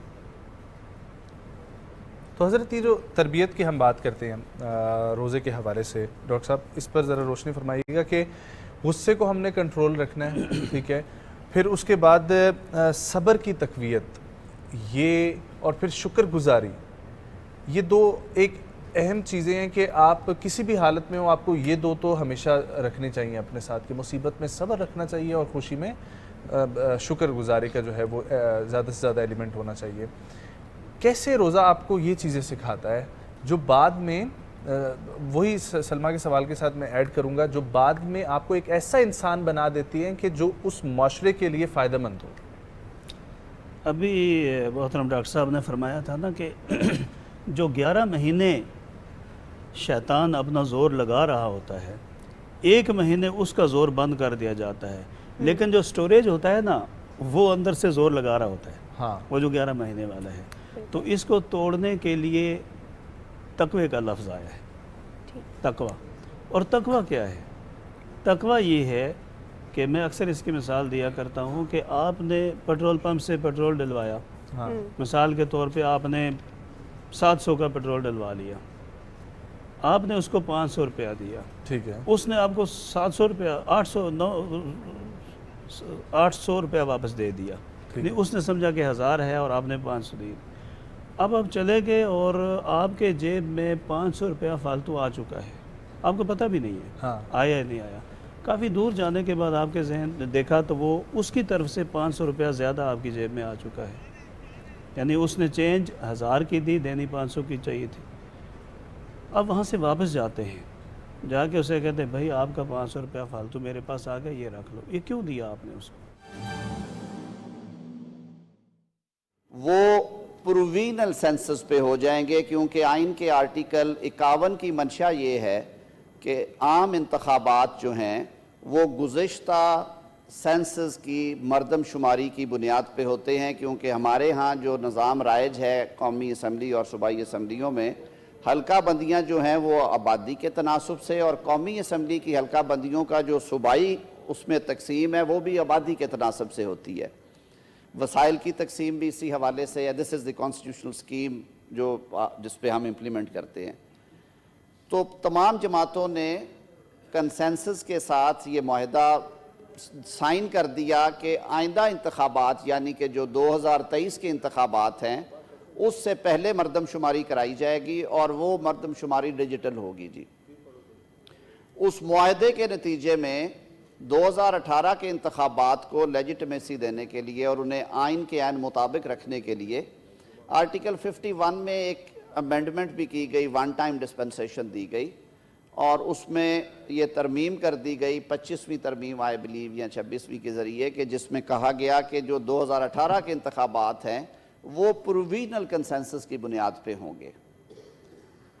2018 के इंतखाबात हो गए, पाकिस्तान तहरीक इंसाफ की हुकूमत आ गई, वो मुआहदे का हिस्सा थे, बारहा कहा गया कि आप सेंसस का एहतमाम करें, वो आज होता है कल होता है, अल्टीमेटली पिछले साल उन्होंने फिर फाइनली अनाउंस किया اور موجودہ حکومت نے اس کو عملی جامہ پہنانے کے لیے اس کے لیے فنڈز اس موجودہ جو آپ کا بجٹ ہے 2022-2023 کا اس میں 35 ارب روپے مختص کیے گئے اور یہ ملک میں جو پہلی بار ڈیجیٹل مردم شماری اور خانہ شماری ہو رہی ہے جس کا کہ آغاز 1 مارچ کو ہو چکا ہے اور یہ پروسیس جو ہے ایز پر پروگرام جو کہ پلاننگ اینڈ ڈیولپمنٹ کی منسٹری کی ذمہ داری ہے یہ 30 اپریل سے پہلے اس کو پایہ تکمیل تک پہنچنا ہے. تو یہ صورتحال ہے. جہاں تک بات ہے بہرحال تنگی صاحب کے سوال کے دوسرے حصے کی کہ آیا عام انتخابات مردم شماری کی موجودگی میں جب تک کہ وہ اس سینسس جو ہے وہ نوٹیفائی نہ ہو جائے ہو سکتے ہیں؟ یہ ایک آئینی سوال ہے جو بالکل یہ ایشو آئے گا. آرٹیکل 58 کی منشا یہ ہے کہ قومی اسمبلی کے جو عام انتخابات ہیں وہ گزشتہ مردم شماری کی بنیاد پہ کیے جائیں گے. گزشتہ مردم شماری جو ہے وہ 2017 کے سینسز کیونکہ پرووینل ہوئے تھے اور اب نئے سینسز شروع ہو گئے ہیں. تو یہ سوال جو ہے یہ اس حد تک درست ہے کہ یہ موجودہ سینسز اگر کنفرم ہو جاتے ہیں ان کے ریزلٹس آ جاتے ہیں تو پھر حلقہ بندیاں اور انتخابات انہی کے تحت ہونے چاہیے. بہت شکریہ. آنریبل منسٹر صاحب کچھ کہنا چاہ رہے ہیں؟ میں صرف دیتا ہوں ٹائم سر. جی سر میں ابھی ٹائم دیتا ہوں. یہ کوسچن آر پہ سر چل رہا ہے. جی منسٹر صاحب. تاج بھائی اگر بات کرنا چاہیں تو میں سر میں دیتا ہوں بعد میں. یہ تو ڈیبیٹ. جی سر. سر میں بطور بہرحال منتخب نمائندہ ہوں پہلے اپنے صوبے سے اور اس کے بعد میں وزیر بنا ہوں تو میں اس حوالے سے گفتگو کرنا چاہوں گا. یہاں پر احسن اقبال صاحب کے بھی گوش گزار کیا. وزیر بحری امور وزیر قانون اس وقت جو ہے سینٹ کے اجلاس سے خطاب کر رہے تھے اور ان کی جانب سے بھی ایڈریس کیا گیا کہ انتخابات جو ہیں وہ موجودہ کنسنسس کے اوپر بھی ڈیپینڈ کرتے ہیں کیونکہ اس وقت ملک میں مردم شماری کا سلسلہ بھی جاری و ساری ہے. سینٹ کا اجلاس اس وقت براہ راست جاری ہے اور وزیر قانون اس سے خطاب کر رہے تھے اور وزیر قانون کی طرف سے یہ بھی بتایا گیا کہ کب انتخابات کے حوالے سے شک و شبہات ہیں اور انتخابات کے حوالے سے انہوں نے اس کو جوڑا. مردم شماری جو پاکستان میں اس وقت جاری ہے پہلی دفعہ ڈیجیٹل طور پر وہ کمپلیٹ ہوگی اپریل کے سٹارٹ میں اور اس کے بعد ہی یہ فیصلہ ممکن ہو پائے گا کہ الیکشن جلد ہونے ہیں وقت پر ہونے ہیں یا کب تک ہوں گے. وزیر قانون اس وقت سینٹ کے اجلاس سے خطاب کر رہے ہیں. سینٹ اجلاس میں اظہار خیال کر رہے ہیں وزیر قانون اعظم نذیر تارڑ اور اس کے بعد وزیر بحری امور فیصل سبزواری نے بھی اپنے خیالات کا اظہار کیا. سینٹ کا اجلاس اس وقت جاری ہے اور صادق سنجانی اس وقت اجلاس کی صدارت کر رہے ہیں. اجلاس میں اظہار خیال کیا ہے وزیر قانون اعظم نذیر تارڑ نے اور دیگر اراکین بھی موجود ہیں. اس وقت اجلاس ابھی جاری ہے. جی اجلاس اس وقت جاری ہے. وزیر قانون اعظم نذیر تارڑ اور وزیر بحری امور فیصل سبزواری اجلاس سے خطاب کر رہے تھے. واپس آتے ہیں اپنے موضوع کی طرف اور گفتگو کے سلسلے کو آگے بڑھاتے ہیں. کیسے جو ہے روزہ انسانی تربیت کا باعث بن سکتا ہے یہ گفتگو ہو رہی ہے. ہمارے ساتھ موجود ہیں پروفیسر ڈاکٹر اکرام الحق الازہری اور جناب ڈاکٹر طاہر صدیق صاحب. جی ڈاکٹر صاحب وہیں سے ہم لوگ آگے کنٹینیو کریں گے جہاں سے آپ بات کو لے کر بڑھ رہے تھے کہ انسان جو ہے وہ بالکل اس قسم کا ہے کہ ہمیں یہ دیکھنا ہوگا کہ روزہ ہم لوگ جو چھوڑ رہے ہیں اس کے بعد ہم کیا اس کا کفارہ ادا کرنے کے قائل بھی ہیں اور اس قسم کی ہم طاقت بھی رکھتے ہیں یا نہیں رکھتے. میں بات کر رہا تھا کہ تقویٰ کیا ہے جی اور روزہ تقویٰ پیدا کرتا ہے. یہ جو تقویٰ ہے نا یہ ساری عمر کے لیے ہوتا ہے ایک دن یا ایک مہینے کے لیے نہیں ہوتا. پھر ابھی جو آپ نے اس سے پہلے اشارہ کیا تھا صبر اور شکر کا. صبر جو ہے نا اور شکر یہ حضرت عمر رضی اللہ عنہ کا قول ہے کہ یہ مومن کی دو سواریاں ہیں صبر اور شکر. جی اور ان دونوں سواریوں کی موجودگی میں مومن کبھی سفر سے پیچھے نہیں رہتا. وہ دونوں صورتوں میں سواری اس کے پاس موجود ہے. تو روزے کو شہر الصبر صبر کا روزہ کہا گیا ہے. شہر المؤاسات ہمدردی کا مہینہ کہا گیا ہے. تو شہر الصبر کس کے لیے ہے کہ ہم روزے میں سب سے پہلے تو کھانا پینا چھوڑ یہ بھی صبر ہے. پھر دیگر خواہشات چھوڑ دیتے ہیں یہ بھی صبر ہے. پھر ہم روزے کی حالت میں غیبت کرتے ہیں لیکن کم کرتے ہیں. آج کے معاشرے میں آپ کو پتہ ہے کہ بہت حالات خراب ہیں تو غیبت سے روزہ ٹوٹ جاتا ہے. یہ میں آن لائن کہہ رہا ہوں کہ غیبت سے روزہ ٹوٹتا ہے، لیکن کون سا روزہ ٹوٹتا ہے؟ روحانی روزہ ٹوٹتا ہے، جسمانی روزہ نہیں ٹوٹتا. یعنی آپ کے نزدیک میرا روزہ نہیں ٹوٹا لیکن اللہ کے نزدیک ٹوٹ گیا. کیوں؟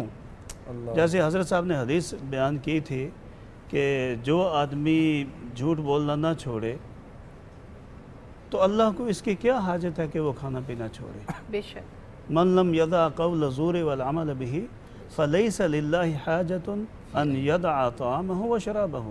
تو پھر اللہ کے رسول صلی اللہ علیہ وسلم نے فرما دیا کہ جو زبان کی گندگی نہ چھوڑے، چغلی نہ چھوڑے، جو کینہ نہ چھوڑے، جو نفرت نہ چھوڑے، جو غصہ نہ چھوڑے، جو بری عادتیں نہ چھوڑے، تو پھر وہ بھوکا پیاسا کیوں رہے.